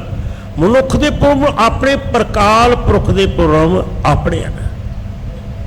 ਉਹ ਜਿੱਧਰੋਂ ਮਰਜੀ ਰਹੇ, ਜੇ ਮਤਾ ਕਰੇ ਪੱਛਮ ਕੇ ਤਾਈ ਪੂਰਬ ਹੀ ਲੈ ਜਾ। ਤੇ ਜਿਹੜਾ ਗੁਰੂ ਤੇ ਭਰੋਸਾ ਰੱਖਦਾ ਹੈ ਤੇ ਗੁਰੂ ਫਿਰ ਕੀ ਕਰਦਾ ਹੈ? ਕਾਟੇ ਕਸ਼ਟ ਪੂਰੇ ਗੁਰਦੇਵ। ਸਾਰੇ ਗੁਰਦੇਵ ਕਸ਼ਟ ਕੱਟਦੇ, ਪਰ ਕਿਵੇਂ? ਸੇਵ ਕੋ ਦੀਨੀ ਆਪਣੀ ਸੇਵ। ਜਦੋਂ ਮਨੁੱਖ ਸੇਵਾ ਕਰਦਾ ਤੇ ਕਿ ਪਾਤਸ਼ਾਹ ਬਈ ਕਿਰਪਾ ਕਰਦੇ, ਰਹਿਮਤ ਕਰਦੇ ਹਨ ਕਿ ਬਾਣੀ ਦੇ ਵਿੱਚ ਕਿ ਸਤਿਗੁਰੂ ਪਾਤਸ਼ਾਹ ਆਖਦੇ ਨੇ ਇਹ ਜੋ ਸੇਵਾ ਸਤਿਗੁਰ ਕੀ ਸੇਵਾ ਸਫਲ ਹੈ ਜੇ ਕੋ ਕਰੇ ਚਿਤ ਲਾਏ ਮਨ ਚਿੰਦਿਆ ਫਲ ਪਾਵਣਾ ਹਉਮੈ ਵਿੱਚੋਂ ਜਾਏ। ਦਰਸ਼ਨ ਸ਼ਬਦ ਬਾਣੀ ਸਭ ਕੁਛ ਸਾਨੂੰ ਇਹ ਕਹਿੰਦੀ ਮਨੁੱਖ ਨੇ ਆਪਣੇ ਅੰਦਰੋਂ ਹਉਮੈ ਖਤਮ ਕਰਨੀ, ਹੰਕਾਰ ਨੂੰ ਖਤਮ ਕਰਨਾ। ਤੇ ਜੇ ਅੰਦਰੋਂ ਹੰਕਾਰ ਖਤਮ ਨਹੀਂ, ਜਿੰਨੀ ਮਰਜ਼ੀ ਬਾਣੀ ਪੜ੍ਹ ਲਓ, ਜਿੰਨਾ ਮਰਜ਼ੀ ਸਭ ਕੁਛ ਕਰ ਲਓ, ਉਹ ਚੀਜ਼ ਨੂੰ ਗਵਾਇਆ ਨਹੀਂ ਤੇ ਸਭ ਕਹਿੰਦੇ ਉਹ ਗੱਲ ਠੀਕ ਨਹੀਂ। ਇਸ ਕਰਕੇ ਭਾਈ ਗੁਰੂ ਕਿਰਪਾ ਕਦੋਂ ਕਰਦਾ ਹੈ? ਜਦੋਂ ਗੁਰੂ ਦੇ ਬਣ ਜਾਈਏ। ਤੇ ਜਦੋਂ ਗੁਰੂ ਦੇ ਬਣ ਜਾਈਏ, ਕਬੀਰ ਸਾਹਿਬ ਨੇ ਆਖਿਆ ਸੀ ਨਾ ਕਿ ਕਬੀਰ ਮੇਰਾ ਮੁਝ ਮੇਂ ਕਿਛ ਨਹੀਂ, ਜੋ ਕਿਛ ਹੈ ਸੋ ਤੇਰਾ, ਤੇਰਾ ਤੁਝ ਕੋ ਸੌਂਪਤੇ ਕਿਆ ਲਾਗੇ ਮੇਰਾ। ਕਿਉਂਕਿ ਸਤਿਗੁਰੂ ਜੀ ਪਾਤਸ਼ਾਹ ਕਹਿੰਦੇ ਸਰੀਰ ਮਨ ਤਨ ਧਨ ਇਹ ਸਭ ਕੁਛ ਗੁਰੂ ਦਾ ਹੀ ਹੈ। ਤੇ ਸਾਡੇ ਕੋਲੇ ਕੀ? ਇਹ ਤੇ ਇੱਕ ਦੇਹ, ਸਾਡੇ ਕੋਲੇ ਭਾਂਡਾ ਮਿੱਟੀ ਦਾ ਵਰਤਣ ਵਾਸਤੇ ਸਾਨੂੰ ਦਿੱਤਾ ਵਾਹਿਗੁਰੂ ਜੀ ਨੇ ਕਿ ਇਹ ਤੈਨੂੰ ਸਵਾਸਾ ਰੂਪੀ ਪੂੰਜੀ ਭੰਨ ਦਿੱਤਾ, ਪਰ ਇਹਦੇ ਵਿੱਚ ਤੇਰੇ ਸਵਾਸ ਹਨ, ਪਰ ਜਪਿਆ ਕਰ ਸਤਨਾਮ ਸ੍ਰੀ ਵਾਹਿਗੁਰੂ। ਭਾਈ ਉਹਦਾ ਮਾਲਕ ਦਾ ਸ਼ੁਕਰਾਨਾ ਕਰਿਆ ਕਰ। ਤੇ ਸ਼ਬਦ ਸਾਨੂੰ ਇਹ ਬੜਾ ਸੁੰਦਰ ਸ਼ਬਦ ਹੈ ਸਤਿਗੁਰੂ ਜੀ ਦਾ। ਸਾਰੀ ਬਾਣੀ ਸੁੰਦਰ ਹੈ, ਪਰ ਸਤਿਗੁਰੂ ਜੀ ਦੀ ਬਾਣੀ ਜਿਹੜੀ ਨਾ ਸਮੇਂ ਸਮੇਂ ਦੀ ਬਾਣੀ। ਗੱਲ ਇਹ ਵੀ ਹੈ ਜਿਵੇਂ ਵਿਆਹ ਹੁੰਦੀ, ਸ਼ਾਦੀ ਹੁੰਦੀ, ਜੇ ਆਪਾਂ ਸ਼ਾਦੀ ਦੇ ਗੀਤ ਗਾਵੇ ਚੰਗੇ ਲੱਗਦੇ, ਜੇ ਗਮੀ ਦੇ ਗੀਤ ਜਦੋਂ ਗਮੀ ਦੇ ਗਾਓ ਉਦੋਂ ਚੰਗੇ ਲੱਗਦੇ। ਇਸ ਤਾਂ ਹਰ ਰੁੱਤ ਦੇ ਮੁਤਾਬਕ ਸਾਰੀਆਂ ਚੰਗਾ ਲੱਗਦੀਆਂ ਬਾਣੀ ਵੀ। ਤਾਂ ਸਭ ਕਿਸੇ ਨੂੰ ਕਰੇ ਕਾਟੇ ਕਸ਼ਟ ਪੂਰੇ ਗੁਰਦੇਵ, ਕਾਟੇ ਕਸ਼ਟ ਪੂਰੇ ਗੁਰਦੇਵ,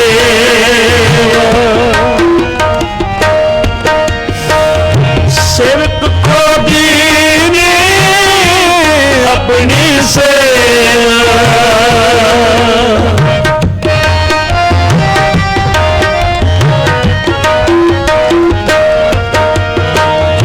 सेवक को दीनी अपनी सेवा, काटे कष्ट पूरे गुरुदेव।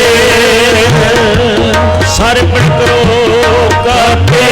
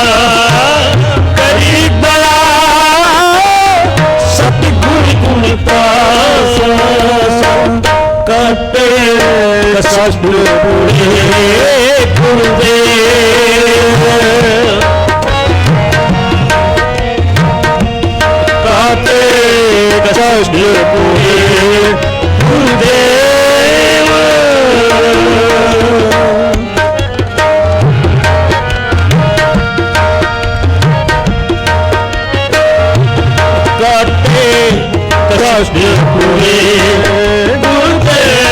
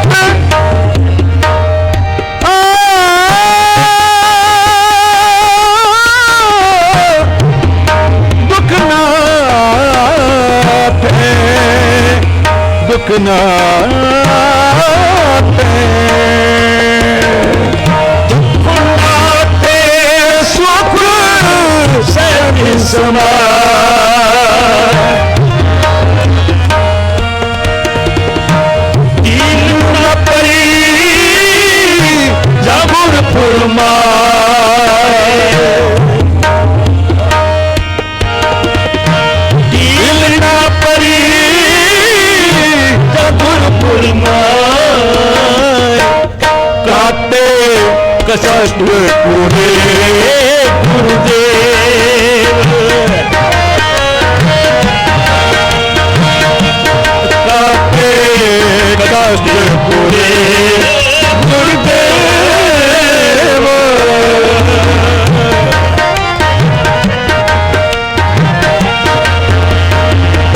ਸੇਵਕ ਕੋ ਦੀਨੀ अपनी सेवा सेवक को दीनी अपनी सेवा सेवक को दीनी अपनी सेवा सेवक को दीनी अपनी सेवा काटे कष्ट पूरे गुरुदेव काटे कष्ट पूरे गुरुदेव काटे काटे पूरे गुरुदेव काटे कष्ट पूरे पूरे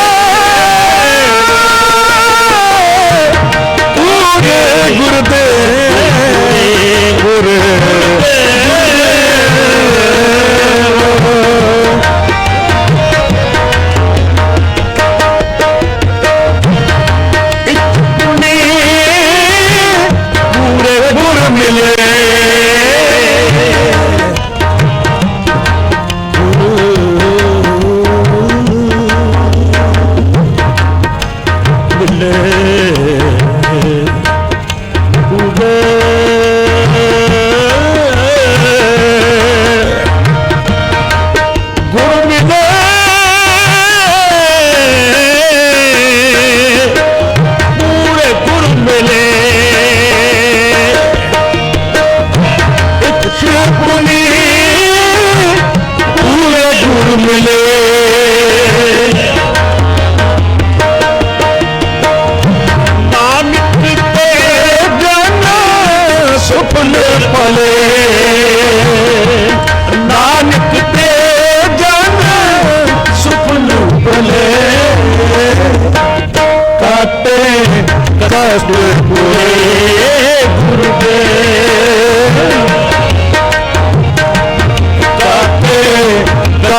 पूरे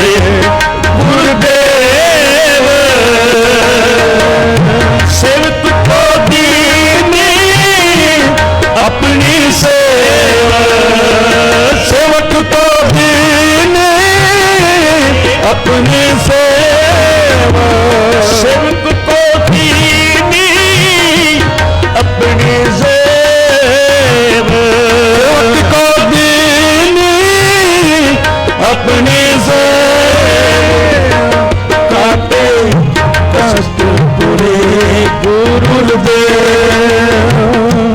काटे कष्ट पूरे गुरुदेव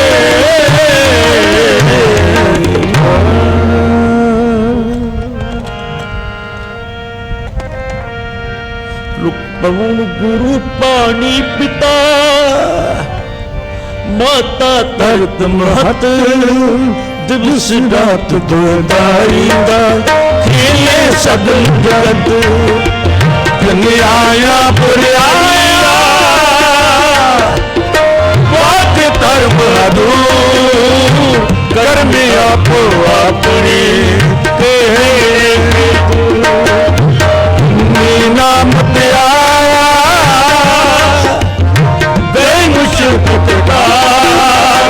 नानक तेरी कूल खुटी ना